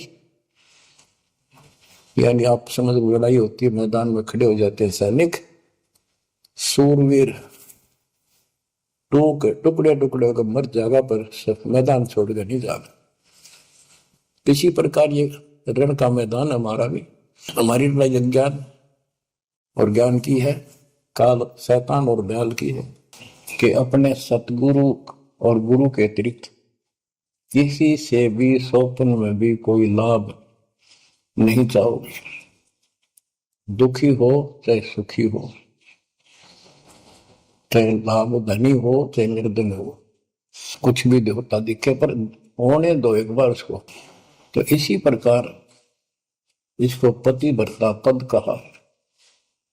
जब हम परमात्मा के प्रति इतने समर्पित हो जाएंगे, स्वप्न में भी आन देव नहीं आएगा, उसके बाद आपकी बांह परमात्मा पकड़ेगा, और जब वो बांह पकड़ लेगा फिर देखना आप हैरान होते चले जाओगे, हे परमात्मा ऐसी कृपा कैसे हुई हमने कन्या पर। तो जैसे गरीबदास जी बताया कि गरीब पतिव्रता जमीन पर जो जो धर है पाँव, समर्थ झाड़ू देत है, ना काटा लग जा। कहते परमात्मा कबीर गरीबदास जी बताते हैं, दो दिन मेरी शरण है ताका हूं मैं दास। गेल गेल ला गया फिर गबलन धरती आकाश, दास गुलाम नौकर हूं मैं उसका। अब जैसे माँ बाप बच्चों के नौकर होते हैं, नवावे धुआवे कपड़े परावे हर तरह से ध्यान रखें उनका, तो ये नौकरी का नौकर ही है ये, और इतना प्रेम भी होता है बच्चों में। तो इसी प्रकार जब हम इसकी शरण में आ जाएंगे तब ये दाता हमारे को इतना ही प्यार देगा। शरण पड़े को गुरु संभाले, जाने का बालक भोला रे। शरण पड़े को गुरु संभाले, जाने का बालक भोला रे। कह कबीर तुम चण चित राखो, यो सोई मैं डोरा रे। कह कबीर तुम चरण चित राखो, जो सोई मैं डोरा रे। मानत न मन मोरा साधो, मानत न मन मोरा रे। बार बार मैं ये समझाऊं, जग में जीवन थोड़ा रे। दुविधा दुर्मति चतुराई में, जन्म गया नर तोड़ा रे। अब भी आन मिलो सतगुरु से, करो गुरु ज्ञान पे गोरा रे। बच्चों कि जब तक तत्व ज्ञान नहीं होता तब तक इंसान कोई भी अच्छा काम नहीं करता। दुविधा यानी क्या करूं क्या न करूं, या भक्ति ठीक है या भक्ति ठीक नहीं है। दुर्मति यानी कुबुद्धि के कारण सारे उल्टे काम करावा काम। अब जैसे प्रसंग कर रहा था कि सतगुरु की शरण में आ जाओ, उसके आने के बाद वो कितना प्यार देता है, कैसे आपकी रक्षा करता है, आपका पोषण करता है, दुख निवारण करता है। गरीब जोजन मेरी शरण है ताका हूं मैं दास, गेल गेल ला गया। जब लग जाती है आकाश। तो उसका दास का अर्थ गुलाम, नौकर। पतिव्रता जमीन पर जो जो धर है पाँव, समर्थ झाड़ू देते हैं ना काटा देते हैं। जब आप इस पद पर आ जाओगे, समर्पित हो जाओगे, स्वप्न में भी किसी अन्य देव देवता का इष्ट रूप में समझना करोगे, उस समय मालिक आपकी बाह पकड़ेगा। जैसे आपको बहुत बार बताया है, कबीर साहब अपनी प्यारी आत्मा गरीबदास जी को साथ लेकर के सतलोक पे ऊपर के सब लोक दिखाए, ब्रह्मा विष्णु महेश के धाम दिखाए, नरक और स्वर्ग दिखाए, 21 ब्रह्मांड का सारा प्रकरण दिखाया, व्यवस्था दिखाई। फिर अक्षर पुरुष के 7 संख ब्रह्मांड एक दृष्टि से दिखाए। उनको पार करके फिर भौर गुफा में गए, भौर गुफा पार करके फिर सतलोक पहुंचे, सारी व्यवस्था दिखाकर अपने बच्चे को, और फिर छोड़ा। तो जब धर्मराज दरबार में गए, धर्मराज जो न्यायाधीश है, सबके अकाउंट रखता है, पाप पुण्य का लेखा रखता है, उसके अनुसार उनको आगे को कुछ भी देना लेना है उनको करता है। तो उसके सामने ब्रह्मा विष्णु महेश भी विवश है, क्योंकि कर्मों के अधीन है ये सारे, इन्होंने भी कर्म भोगने पड़ते हैं। केवल परमात्मा कबीर जी की शरण आने के बाद परमात्मा प्रारब्ध के भी कर्म काट देता है और पूर्व जन्म के संचित पाप कर्मों का भी नाश कर देता है। करता उसका है जो इस पद पर आ जाता है और सच्चे नाम की सच्चे दिल से भक्ति करता है। या करता में भक्ति करते हैं, मानव को संदेश है, उसमें स्त्री पुरुष दोनों आ जाते हैं। धर्मराय दरबार में दे कबीर तलाक, मेरे भूल ले चुके हैं उसको पकड़िए मत कजाक। अब देखो, एक चीफ जस्टिस को जाके 21 ब्रह्मांड के चीफ जस्टिस को जाके और धमकाया कबीर साहब ने, और वो खड़ा होके कुर्सी छोड़ के हाथ जोड़ के बोले पुरुष कबीर से, धर्मराय कर जोड़, तेरे हंस को चंपू ने मन 2 लाख करोड़। फिर कहते हैं, मद हारी जारी नरा भांग तमाकू खाई, पर दारा पर घर तक है उनको लोग नाई। धर्मराय विनती करे, सुनियो पुरुष कबीर, उनको तो मैं पकड़ूंगा और जड़ हूं तो वजीर। क्योंकि वो कर्मों से रत है, मुख से कहें कबीर, उनको निश्चय पकड़ूंगा, जड़ हो तो वजीर। यानी जिनके पिछले संस्कार जमा है, पाप है, प्रारंभ में है, आज वैसे वो आपका नाम लेते हैं, उनको मैंने दंड देना पड़ेगा, क्योंकि मेरे अकाउंट में है, वो पूरा कराऊंगा, वो मेरे बस से बाहर है। कबीर साहब बोले, कबीर साहब ने गरीबदास जी बताते, मेरे वाला अकाउंट उठाया, देश वाला अकाउंट उठाया और वहीं पाड़ दिया। बोले, कर्म भ्रम ब्रह्मंड के मैं पल में कर हूं नेस, जिन हमारी 2 ही दिशो करो हमारे पे। उसके बाद गरीबदास ने नीचे आके जो बातें बताई, वो एक अमर ग्रंथ रूप में लिपिबद्ध हुई। यम किंकर कर जोड़ चले तिस देख रे, धर्म राय के अंक मिटावे लेख रे, जीव दूनी नहीं गा बांटा डे गही, दर्ग मंज हजूर पकड़ छे की बही, सोन मंडल सतलोक अगमपुर धाम है, धनबंदी छोड़ कबीर तुम्हारा नाम है।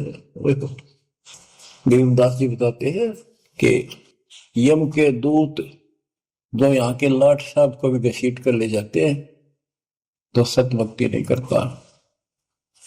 यम किंकर कर जोड़ चले तिस देख रे, कबीर साहब को देखते यम के दूत हाथ जोड़ कर उनको और दूर चले जाते हैं। इतने भयंकर विकराल शरीरों वाले, और मेरे सामने धर्मराज के दरबार के सारे वो वही पाड़ दी, वही यानी वो पैड जहां अकाउंट लिखा गया था। फिर कहते जीव यूनी नीजा मां ठाडा गही, ठाडा मीन समर्थन, ये हमारे हरियाणवी भाषा का शब्द है ठाडा, जो ताकतवर होता है। जो कई कहते हैं भाई इस पहलवान के साथ कुश्ती कर ले, तो दूसरा कहता है कि वो मेरे से ठाडा है। सक्षम है, मैं नहीं लड़ सकता। और दरगाह मंज हजूर पकड़ छेकी वही, छेकी मैंने पाड़ दी वही पैड जिसमें मेरा काम लिखा था। और उस मालिक का सतलोक स्थान है, उसका नाम बंदी छोड़ कबीर नाम है। आपको उदाहरण दिया था, कई बार देता हूँ। बहन के यहाँ बारिश होगी ज्यादा, किसान थे, भाई भी और बहन भी। बहन जहाँ ब्याह रखी थी, विवाह रख रखा था, वहां जमीन अच्छी थी, उसमें बारिश पर निर्भर होती थी खेती। आज से 50 साल पहले ये व्यवस्था सारे थी। बहुत ही कम स्थानों पर नहर का पानी सिंचाई के लिए होता था। पता चला कि बहन के यहाँ बारिश होगी, भाई अपने बैल लेकर, अपना हल लेकर के बहन की मदद कराने चला गया।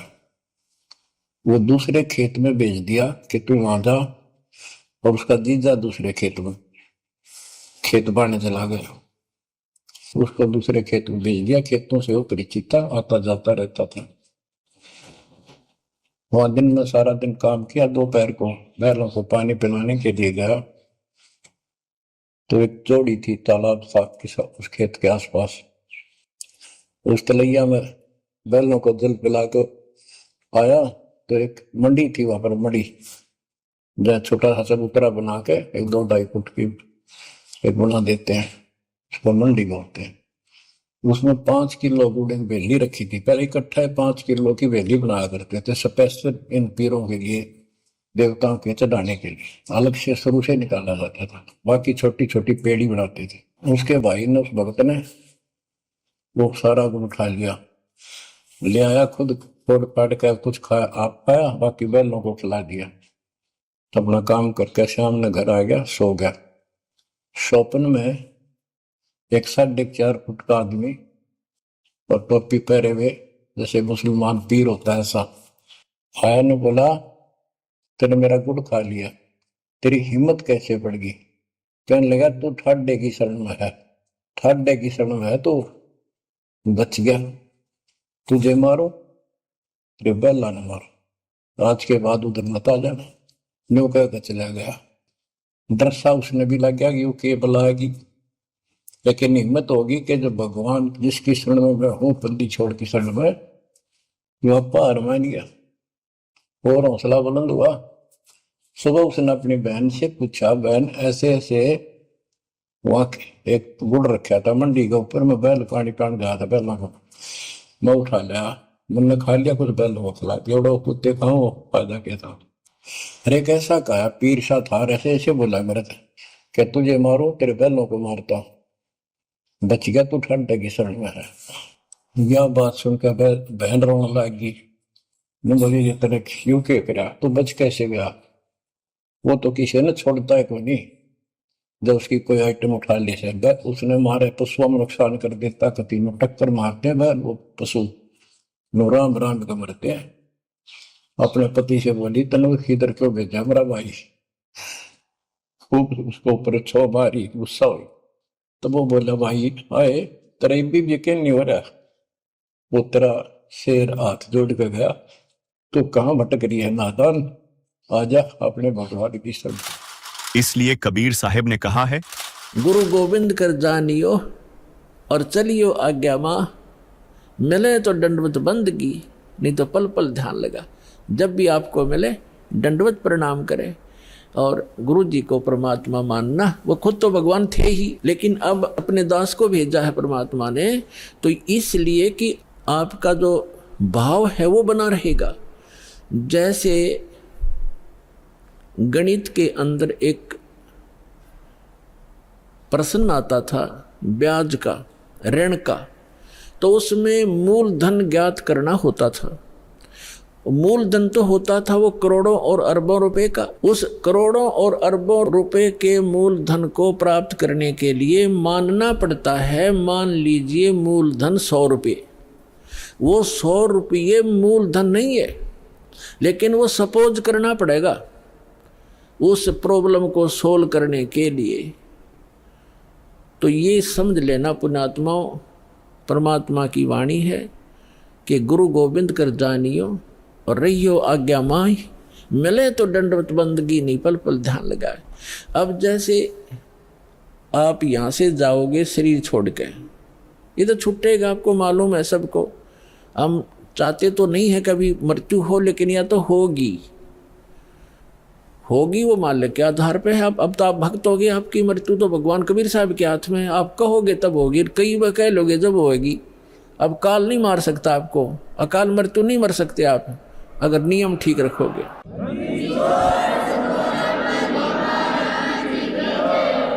तो ये तो हमने यहाँ से जाना पड़ेगा। जब आप यहाँ शरीर छोड़कर जाओगे तो ऊपर जाकर के जहाँ भी आप देखोगे ये दास के रूप में वो कबीर परमेश्वर आपको खड़े दिखाई देंगे। और जो काल के दूत यहाँ संत आए हैं उनका रूप होगा, लेकिन काल उनके संत के रूप में खड़े दिखेंगे। तो वहाँ जिस गुरु की वो शरण में है तो वहाँ जाकर अपने गुरु जी के पास ही जाते हो, तो सीधे के अपने वो खड़े गुरु जी, तो अब उसके शिष्य सारे उस गुरु के पास, उसके शिष्य उस दूसरे गुरु के पास। तो वहाँ काल भी आता है जो उसने संत भेज रखा है इन जीवों का नाश करने के लिए, और परमात्मा आता स्वयं जिसने अपना संत भेज रखा है जीवों का विकास करने के लिए। तो इस दास के रूप में आपको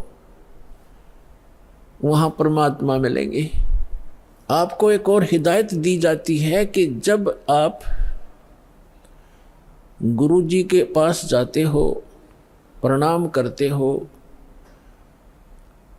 तो उसमें एक अभ्यास बनाओ कि सतनाम का सुमरण अवश्य करें। प्रथम नाम मिला है तो प्रथम का अवश्य करें।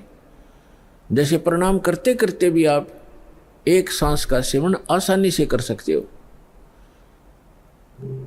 और उससे क्या होगा, जैसे यहाँ तो आपका अभ्यास बना रहेगा, भक्ति तो करनी है, तो उससे क्या होगा, जैसे आप वहाँ जाओगे, एक तिरकुटी एक इंटरनेशनल एयरपोर्ट समझ लो तिरकुटी, जब वहाँ पहुँचोगे तो वहाँ आपको परमात्मा मिलेंगे इस दास के रूप में।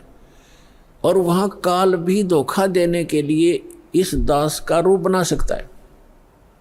तो उसमें आप जी ने सिमरन करना है सतनाम का, क्योंकि वहाँ जाएगा तो सतनाम ही होगा आपके पास, सारनाम तो होगा ही होगा, सतनाम भी होगा। तो सतनाम का और सारनाम का जाप करना है। तो सतनाम का जाप करने मात्र से, और प्रथम मंत्र भी अगर प्राप्त है, इसमें प्रथम और लास्ट 2 मंत्र हैं इस 7 मंत्रों में, तो ये दोनों मंत्र भी गजब के मंत्र हैं। इनका भी जाप करने से क्या होगा, यदि सामने काल परमात्मा की बजाय स्वयं आकर के दास का रूप बनाकर खड़ा हो जाएगा, इस सिमरन से उसका तुरंत चेहरा बदल जाएगा, उसके ऊपर का आवरण हट जाएगा, उसकी वास्तविकता वो भूंडी शकल दिखाई देगी, फिर आप अपने आप दूर हो जाओगे। दोस्तों, मोक्ष अर्थात जन्म मृत्यु, 84 लाख योनियों और नरक के कष्ट से छुटकारा पाना कोई सस्ता सौदा नहीं है। संत रामपाल जी महाराज बार बार कहते हैं कि परमात्मा तक पहुंचने के लिए गुरु की शरण जरूरी है। यही बात स्वयं कबीर परमात्मा ने भी हमें बताया है। और गुरु की शरण का मतलब है गुरु जी के प्रति शिष्य की पूर्ण श्रद्धा, विश्वास, समर्पण, सेवा और विनम्रता। आप गुरु से दीक्षा लेते हैं, लेकिन अगर आप गुरु के प्रति शिष्य वाला भाव ही नहीं रखते और उनके बताए मार्ग के विपरीत मनमानी करते हैं, तो फिर मोक्ष कैसे मिलेगा? लेकिन यह जरूरी क्यों है, ये जानने के लिए सुनिए कबीर क्या याद दिलाना चाहते हैं। सतगुर के उपदेश का लाया एक विचारे, जय सतगुरु मिलते नहीं जाते नरक दुआरे। पुण्यात्माओं, इस तत्व ज्ञान से आप परिचित हो जाओ, फिर देखना आपके अंतःकरण में कैसी जगह बनेगी भगवान के प्रति और गुरुदेव के प्रति। जो कोई भक्ति करता भी है, शास्त्र अनुकूल नहीं कर रहा है, वो भी डलेड हो रहा है, वो अपने जीवन को बर्बाद कर रहा है। यदि कोई भक्ति भी कर रहा है और शास्त्र के विरुद्ध कर रहा है, कोई नकली गुरु के पास भक्ति कर रहा है, तो वो भी अपना जीवन व्यर्थ कर रहा है। सतगुरु का अर्थ है तत्वदर्शी संत। सतगुरु माने सच्चा गुरु। अब वैसे तो गुरु शब्द ही काफी है, लेकिन झूठे गुरु घने हो गए, इसलिए सत्य शब्द साथ में लगाना पड़ा। सतगुरु परमात्मा कहते हैं सच्चा गुरु मिलने से आपको कितना लाभ होगा। सतगुरु के उपदेश का लाया एक विचार, जय सतगुरु मिलते नहीं हम जाते नरक द्वार। नरक द्वार में दूत सब ये करते खेचा तान, उनसे कभू ना छूटेता फिर फिरता चारों खानी। चार खानी यानी 84 लाख योनियों में पशु पक्षी गधे कुत्ते सुअर की योनियां प्राप्त होती। अब चार खानी में भरमता कभू न लगता पार, सो फेरा सब मिट गया मेरे सतगुरु के उपकार। ओए होए, कहते हैं ये सारा झंझट 84 लाख योनियां भोगनी पड़ती, नरक में जाता, यम के दूत सताते, गधे कुत्ते सुअर की योनि भोगनी पड़ती। कहते हैं हमारे सतगुरु मिल गए और इन सब दुखों से बाईपास निकाल दिया परमात्मा हमारे गुरुदेव ने, सतगुरु ने। सच्चे गुरु की भक्ति से लाभ होता है, यानी सच्ची भक्ति से। कहते हैं सब फेरा यो मिट गया मेरे सतगुरु के उपकार। 7 समुद्र की मसी करूं, 7 समुद्र की मसी करूं, लेखनी करूं बन राय, धरती का कागज करूं, सतगुरु गुण लिखा न जाए। अब कहते हैं ऐसे संत की क्या महिमा गाऊं। यदि पूरी पृथ्वी का कागज बना लूं और सभी समुद्र की के जल की इंक बना लूं, स्याही, और सभी वृक्षों की काट काट कर छोटी छोटी कलम बना कर रख लूं और लिखने लगूं, तो सब समाप्त हो जाएं, तो भी सतगुरु की महिमा में वर्णन नहीं की जा सकती। एक कुत्ते के जीवन की जीवनी लिखने लगो, क्या दुख होता है माँ के पेट में, फिर जन्म होते ही कि सारी रात वर्षा हो रही है, शीत लहर चल रही है, जनवरी का महीना, ये हरियाणा क्षेत्र, और वो जो पहले शराब पी कर बकवाद करा करता, डनलप के गद्दा में सोया करता, इब गड़ी में पड़ा वो कुतरू बन के, और फिर उसके ऊपर से ओले पड़े, रात ने भूखा मरा, सारी रात भौं रखे, कितना कष्ट, पूरा जीवन लिखो उसको, फिर दिन में क्या क्या बनती है उसके संग। और फिर गधे का, यानी 84 लाख योनियों की हिस्ट्री लिखने लगे और उससे परमात्मा ने हमें बचा दिया।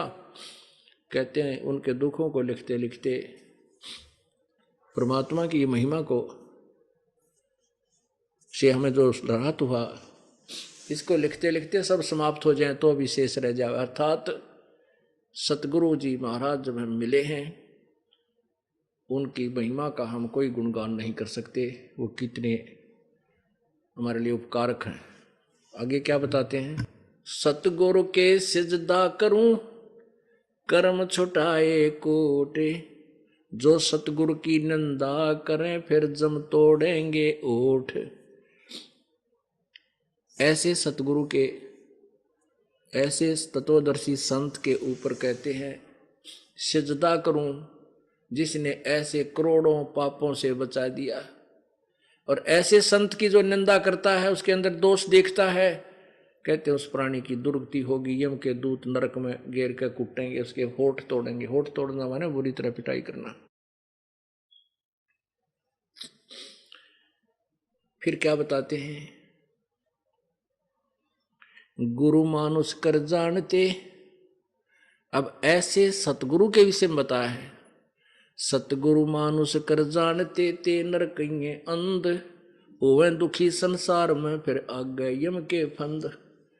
पुणात्मा जब परमात्मा स्वयं आए थे तो भी एक गुरु की भूमिका करके गए थे कबीर परमेश्वर जी। अब उन्होंने अपना दास भेज दिया अपनी ही पावर देकर। अब उस समय भी हम यही मार खा गए कि हमने उनको भगवान को भगवान नहीं माना, और परमात्मा को परमात्मा ना मानकर हम उनको एक संत मानते रहे, जिस कारण से हम भगवान के साथ नहीं जा सके। अब जैसे ये दास, परमात्मा कहते हैं गुरु मानुष कर जानते, गुरु को मनुष्य नहीं जाने, भगवान मानना चाहिए। गुरु गोविंद कर जानियो रहियो चरण समाए शब्द समाए, और मिले जब दंडवत बंदगी नहीं पल पल ध्यान लगावे। अब परमात्मा आए थे तब तो गुरु भी थे भगवान भी थे, नो डाउट। अब ये दास भगवान नहीं है, लेकिन उस परमात्मा का दास जरूर है, उसका प्रतिनिधि है, रिप्रेजेंटेटिव है। तो ऐसे संत को आपने भगवान मानना चाहिए। मानने का तात्पर्य क्या है कि जैसे एक गणित का प्रश्न आता है ब्याज का, ऋण का, उसमें मानना होता है, मान लीजिए मूलधन 100 रुपये, वो मूलधन 100 रुपये मानकर उस इक्वेशन को सोल्व किया जाता है, उस क्वेश्चन को सोल्व किया जाता है, तब होता है। उसमें वो 100 रुपये मूलधन मानना पड़ता है, लेकिन वो 100 रुपये मूलधन नहीं है, लेकिन मानना पड़ेगा। मूलधन तो लाखों करोड़ों में कोई और निकलेगा जिससे हम सफल होंगे, वो प्राप्त करना है। लेकिन वो 100 रुपये मूलधन मानना पड़ेगा कि ये मूलधन है हमारा। उसके मानने बिना वो प्रश्न हल नहीं हो सकता। ऐसे ही आपने इस दास को सपोज करना पड़ेगा। सपोज कर लो गुरुजी हमारे कबीर भगवान है, और इस दास को भगवान मान कर ही चलोगे तो ही आप परमात्मा तक पहुंच सकोगे, उस मूलधन, ओरिजिनल मूलधन को प्राप्त कर सकोगे। इससे क्या होगा कि जैसे मान लीजिए हम भगवान की तलाश कर रहे हैं और भगवान को हम कितना सुखदाई और अपना प्रिय मानते हैं। अब यहां मान लीजिए इस दास के स्थान पर कबीर परमेश्वर आ जाते हैं, वो नो का नो उठा कर ना ले जाओ तुम्हारे को, वो भी नो कहेंगे भक्ति करवाई, ये नाम जब कमाई कर अपनी और ये मर्यादा रख, तब तू वहां चलने योग्य होगा। तो वो परमात्मा मेरे स्थान पर हो तो आप क्या क्रिया करोगे? क्या वो आप उसके साथ सामने आकर के वाद विवाद करोगे? क्या उसके सामने आकर के आप झूठ बोलोगे? क्या और मन में खोट रखोगे? नहीं, आंखों में आंसू आने को हो और नम्रता हो, भगवान खड़े, कहीं मेरे से कोई ऐसी क्रिया ना हो जाए जिससे भगवान के दिल को ठेस पहुंच जाए। इस भाव से आपको रहना होगा। जब यहां से आप जाओगे आगे, इस दास के रूप में परमात्मा आपको मिलेगा, आपकी फिर परीक्षा होगी। अब जैसी आपकी यहां मेरे साथ व्यवहार है, ऐसा ही वहां भगवान के साथ करोगे, फिर वापस फिर यहीं डूब मरोगे। तो इस दास को आपका जो है ना कर्म बने रहेंगे, आपका भाव ठीक बना रहेगा। इस दास को ये मानकर चलो ये भगवान है हमारे, ये मूलधन सपोज कर लो, और फिर आपका देख कैसे विनम्रता आएगी, आपके अंदर कैसी श्रद्धा होगी, निष्कपटता बनी रहेगी, यहाँ कैसा शिष्टाचार बनेगा कि गुरु जी की आत्मा को ठेस ना पहुंचे। कहते हैं सतगुरु के दरबार में मेरी थर थर कांपे देह, ना जानो किसी बात पर हमारा टूट ना जावे ने, कि किसी बात पर हमारा आपस में कोई फ्रिक्शन ना आ जावे, कहीं मैं भक्ति से हीन हो जाऊं।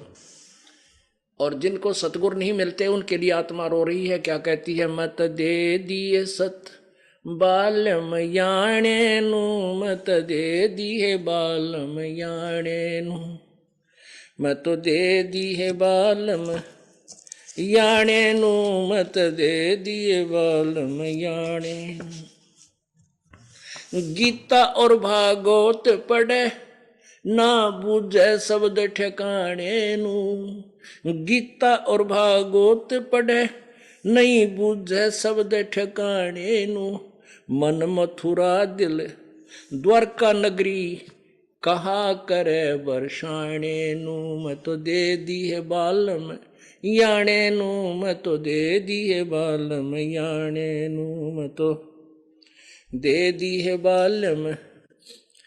जब फुरमान धनी का आवे को रखे घर जाने नू, जब फुरमान धनी का आवे को रखे घर जाने नू, जा सतगुरु की मैं बलिहारी, जा सतगुरु का शरणा लीजे, जो मेटे जम तलवाने नू, मैं तो दे दी है बालम याणे नू, मैं तो दे दी है बालम याणे नू, मैं तो दे दी है बालम याणे नू, मैं तो दे दी है बालम याणे। उत्तर दक्षिण पूरब पश्चिम तू फिरदा दाणे दाणे नू, उत्तर दक्षिण पूरब पश्चिम तू फिरदा दाणे दाणे नू, सर्व कला सतगुरु साहेब की हरि आए हरि आने नू, मैं तो दे दी है बालम याणे नू, मैं तो दे दी है बालम याणे नू, मैं तो दे दी है बालम। उत्तर दक्षिण पूरब पश्चिम तू फिरदा दाणे दाणे नू, उत्तर दक्षिण पूरब पश्चिम तू फिरदा दाणे दाणे नू, सर्व कला सतगुरु साहिब की, हरि आए हरियाणे नू, मैं तो दे दी है बालम याणे नू, मैं तो दे दी है बालम याणे नू, मैं तो दे दी है बालम। जम किंकर का राज कठिन है, ना छोड़े राजा राणे नू, जम किंकर का राज कठिन है, यो ना छोड़े राजा राणे नू, या दुनिया दा जीवन झूठा, तुम भूल गए मर जाने नू, मैं तो दे दी है बालम याणे नू, मैं तो दे दी है बालम याणे नू, मैं तो दे दी है बालम। सील संतोष विवेक विचारो, दूर करो जुल्माणे नू, सील संतोष विवेक विचारो, दूर करो जुल्माणे नू, ज्ञान दराच ध्यान दी तुरिया, कोई जाने पान रिसाणे नू, मैं तो दे दी है बालम याणे नू, मैं तो दे दी है बालम याणे नू, मैं तो दे दी। महल कपट सतगुरु ने खोले, अमी महारस खाने नू, महल कपट सतगुरु ने खोले, अमी महारस खाने नू, गरीब दास सुन भवन उड़ावे, गगन मंडल रम जाने नू, मैं तो दे दी है बालम याणे नू, मैं तो दे दी है बालम याणे नू, मैं तो दे दी है बालम। अब क्या बताते हैं, सतगुरु जिनको नहीं मिले, अनाड़ी संत मिल गए हैं, उनके विषय में कहते हैं कि गीता और भागवत पढ़े, ना बूझे सब ठिकाने नू। भागवत की कथा करांगे, एक गरीब दासी भगत संत कहो अपने आप ने, अन्यों का मन का ना 21 पाठ कर दिए साल में भागवत के, तो यही तो डूबा पड़ रही है ये कबीर साहब की फीत लाकर नकली संत दुनिया को डुबोते फिरते हैं। अब गीता और भागवत पढ़े, ना बूझे शब्द ठिकाने, गीता को पढ़ रहे हैं, गीता जी में ये लिखा कि मेरा केवल एक ओम नाम है, दूसरी कोई भक्ति नहीं करनी चाहिए तुमने, ब्रह्मा विष्णु महेश तीनों गुणों की साधना मूर्ख लोग करते हैं, ये नहीं करनी चाहिए, और हम वही कर रहे हैं।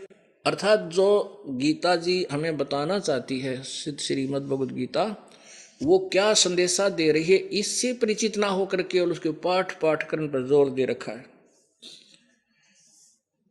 फिर कहते हैं, जब फरमान धनी का आया, और को रखे घर जाने नू। अब जो साधना तुम करते हो, उन साधनाओं से जो तत्व ज्ञान के आधार पर इस दास के अतिरिक्त जो साधना की जाती है, कबीर परमेश्वर के अनुसार ना करके अन्य जो पूजाएं करते हैं, उनसे क्या होता है कि वर्क डन ही मिलता है, और जिसका समय मृत्यु का आ गया वह मृत्यु होगी ही होगी, उसको चेंज नहीं कर सकते। जैसे आपने श्री कृष्ण जी की हिस्ट्री में पढ़ा के उन्होंने मोरध्वज राजा के पुत्र ताम्रध्वज को आरे से चिरवा कर जीवित कर दिया, क्योंकि उसके सांस शेष थे, आयु शेष थी। अपने सगे भांजे अभिमन्यु को वो जीवित नहीं कर सके, जो उनकी सगी बहन सुभद्रा का पुत्र था, अर्जुन का बेटा, जो प्रथम दिन ही चक्रव्यूह उसमें महाभारत के युद्ध में मृत्यु को प्राप्त हुआ। क्यों नहीं कर सका? क्योंकि वो आयु नहीं बढ़ा सकते। अभिमन्यु का संस्कार प्रारब्ध मनुष्य जीवन इतना ही था। अब कबीर परमात्मा ने कैसे, जैसे आपने पढ़ा, कमाल को एक जल में मृत्यु होने के उपरांत जल प्रवाह कर दिया गया था, उस बच्चे को, उस जीव को वापस लाके उसी में प्रवेश कर दिया और आगे जीवन दे दिया अपनी पावर से, अपनी शक्ति से। ऐसे ही शेख तकी एक पीर था, सिकंदर लोधी राजा का, उसकी लड़की कब्र में दबा रखी थी, मर चुकी थी, 15-20 दिन की, किस दिन की वहाँ दबी हुई थी। उसकी अनाड़ीपने को ठीक करने के लिए और अपनी आत्मा को पुनः जीवन देने के लिए उस मरी हुई लड़की को मालिक ने जीवित कर दिया।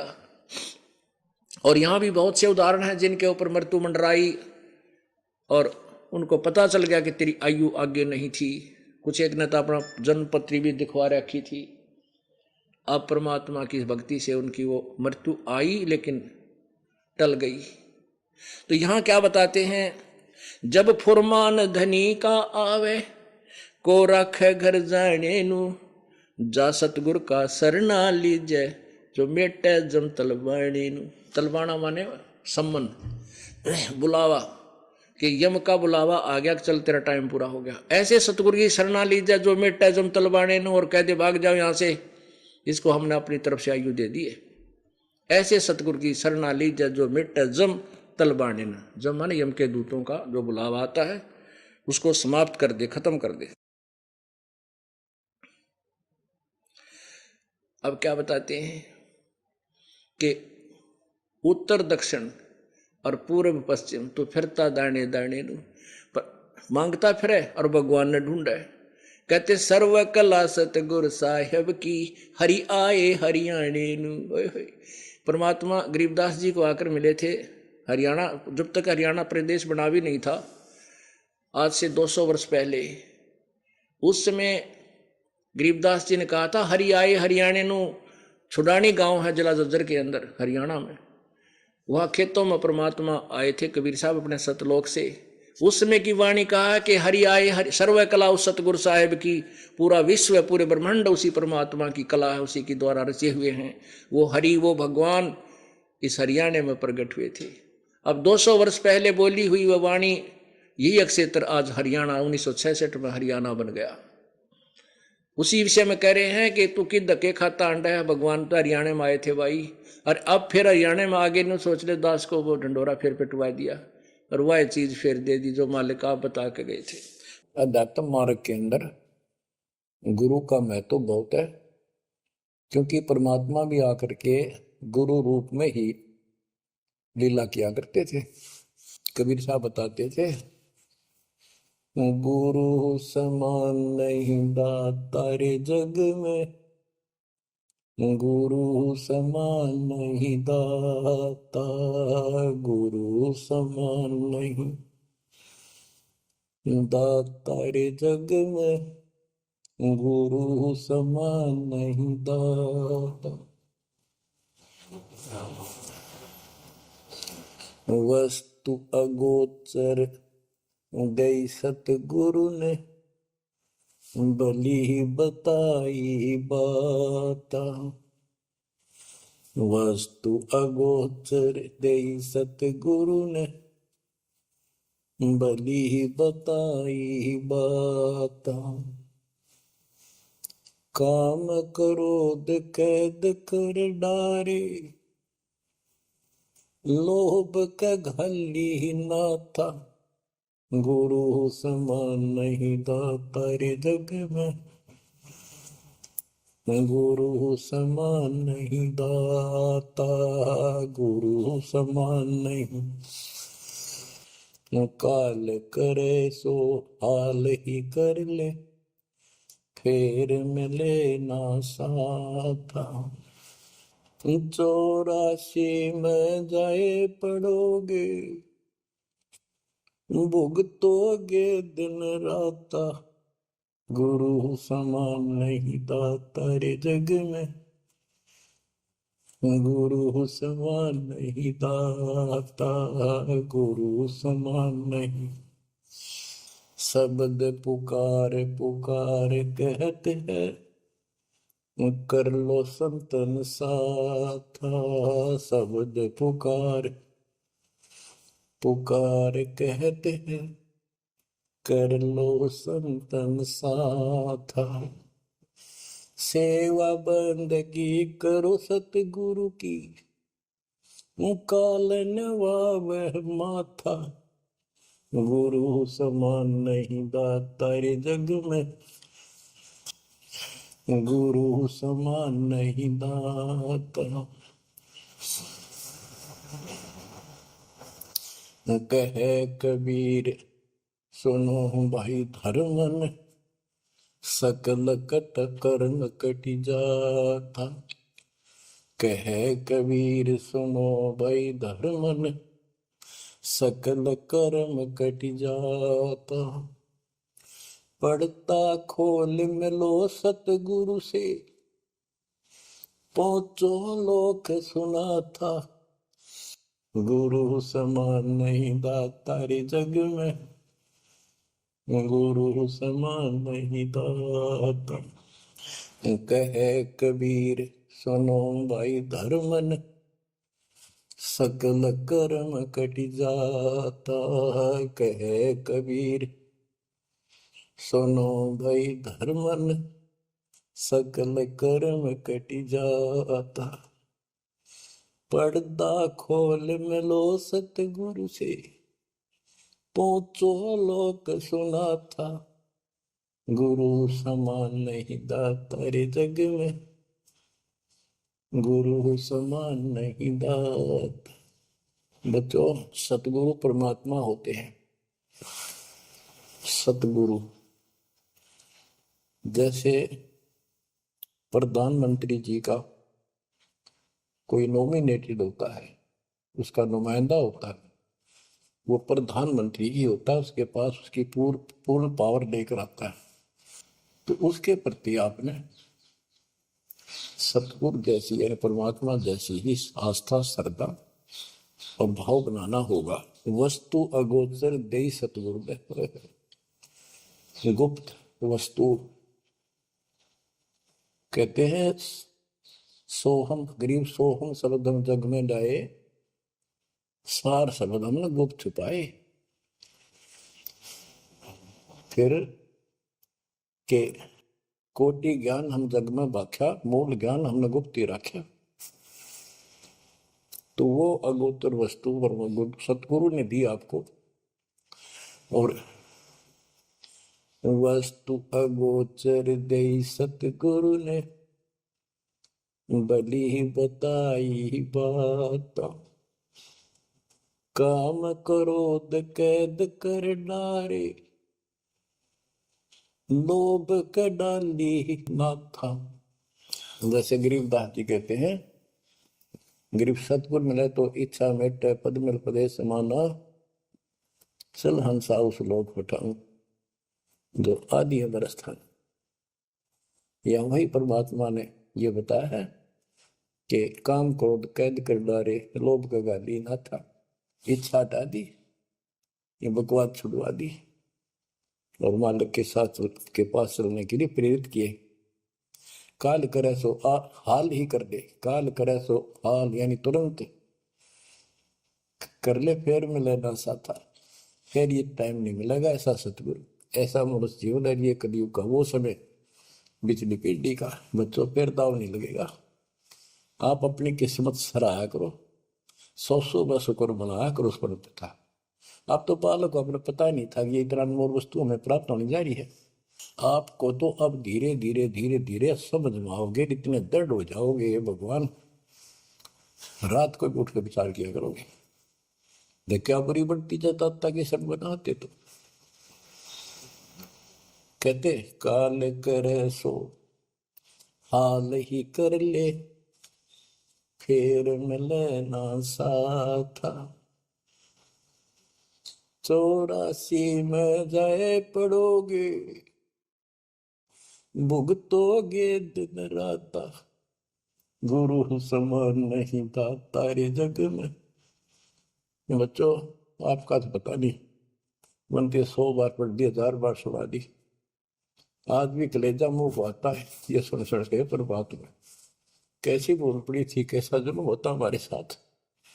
और इसीलिए मैं आपके पीछे पड़ रहा हूँ कि तुम भी उसी के बच्चे हो।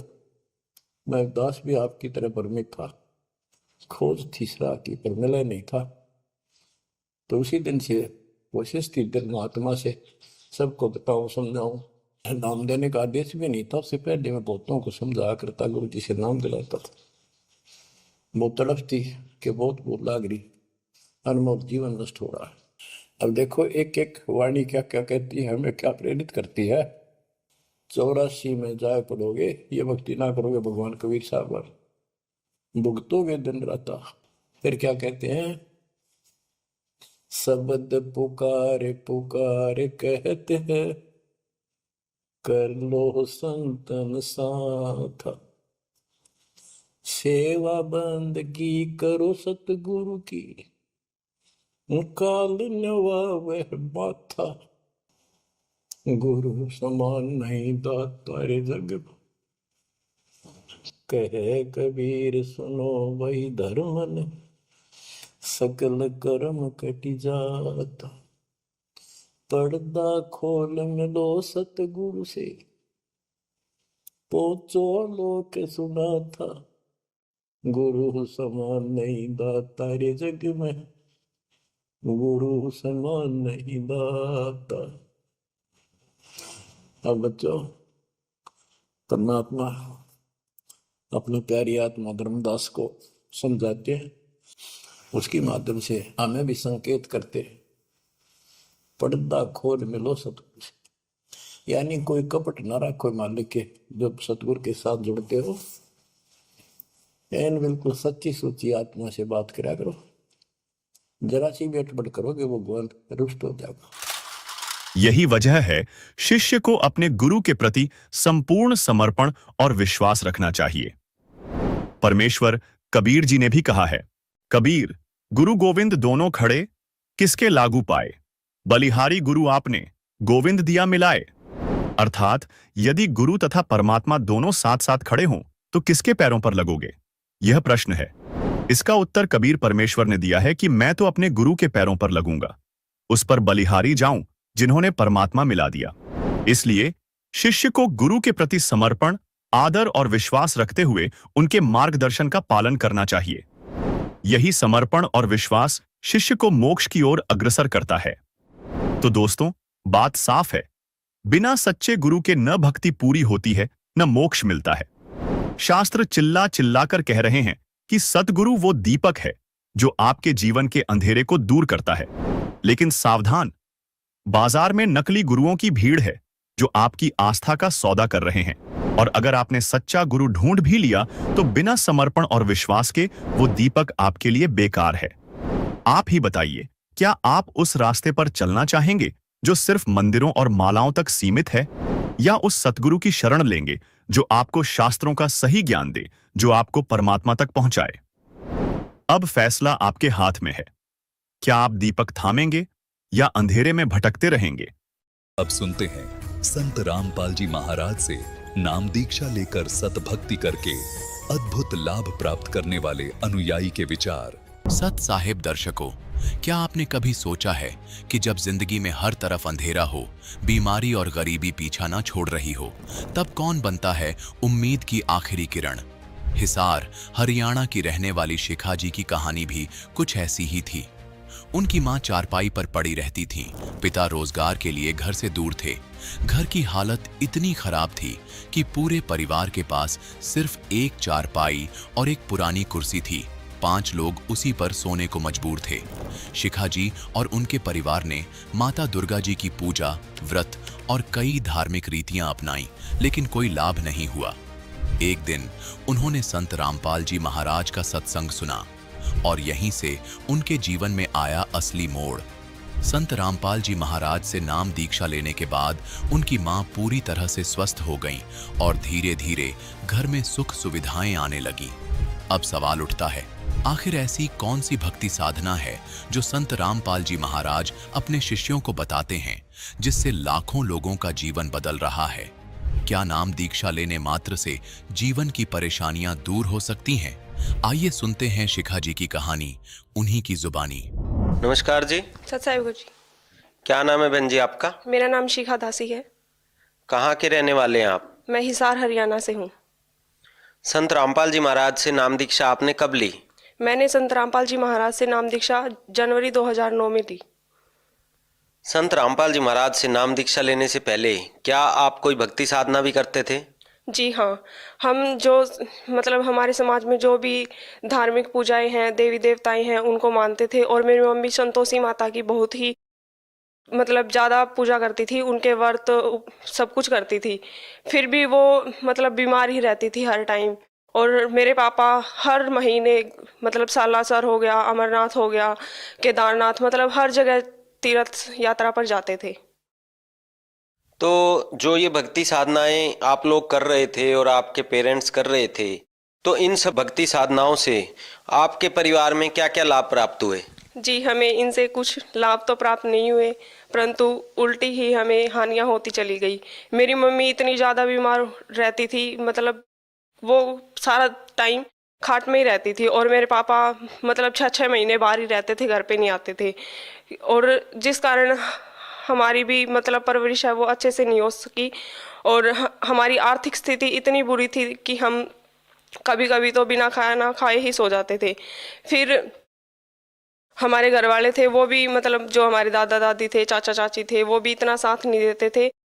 आपके अनुसार जो भक्ति साधना आप और आपका परिवार कर रहा था, उनसे आपको कोई लाभ नहीं हुआ, बल्कि आपके परिवार की आर्थिक स्थिति बहुत कमज़ोर थी।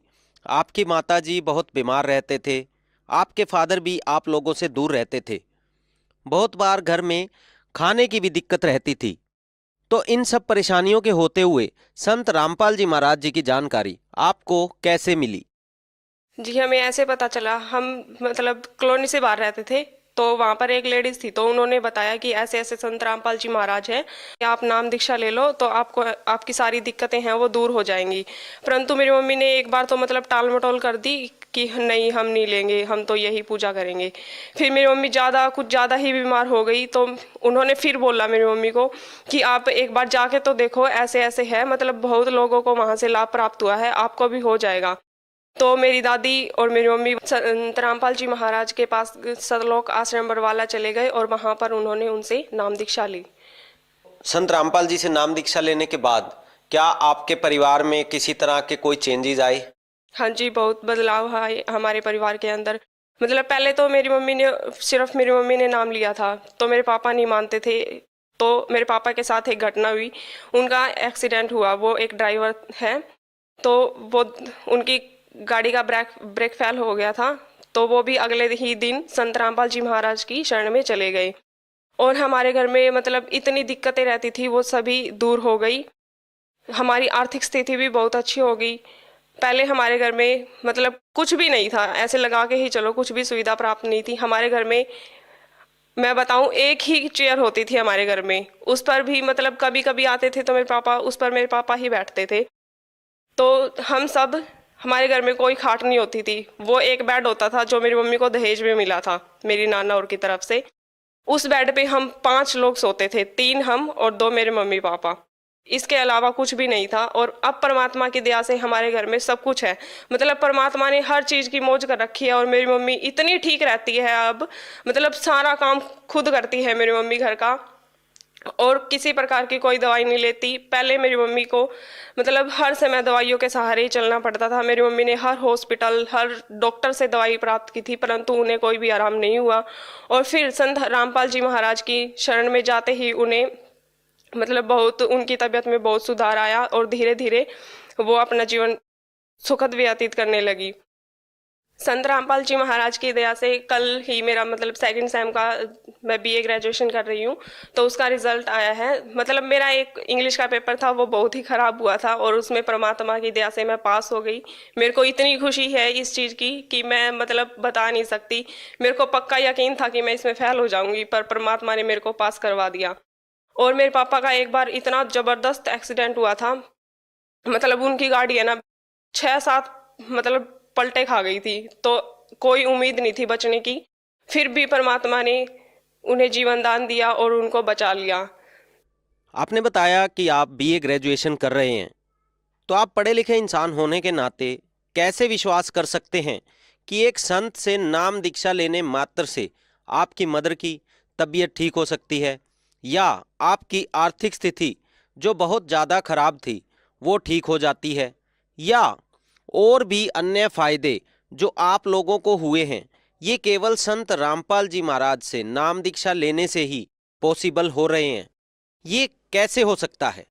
संत रामपाल जी महाराज शास्त्रों के अनुसार भक्ति देते हैं, और जैसे कि गीता में लिखा गया है कि जो भी मतलब मनमाना आचरण करेगा उन्हें कोई भी लाभ प्राप्त नहीं होगा, जो शास्त्रों के अनुसार भक्ति करेगा उनको ही सब लाभ प्राप्त हो गए। संत रामपाल जी महाराज शास्त्रों के अनुसार ही भक्ति बताते हैं, जिससे कि सभी लोगों को लाभ प्राप्त होते हैं। और मेरे पढ़े लिखे होने का यही फायदा है कि मैं उन शास्त्रों को मतलब पढ़ सकती हूँ और सच्चाई को जान सकती हूँ, और सभी लोगों को पढ़ाई का फायदा उठाना चाहिए और अपने शास्त्रों को पढ़ना चाहिए और सच्चाई जाननी चाहिए, और संत रामपाल जी महाराज के बारे में जानना चाहिए।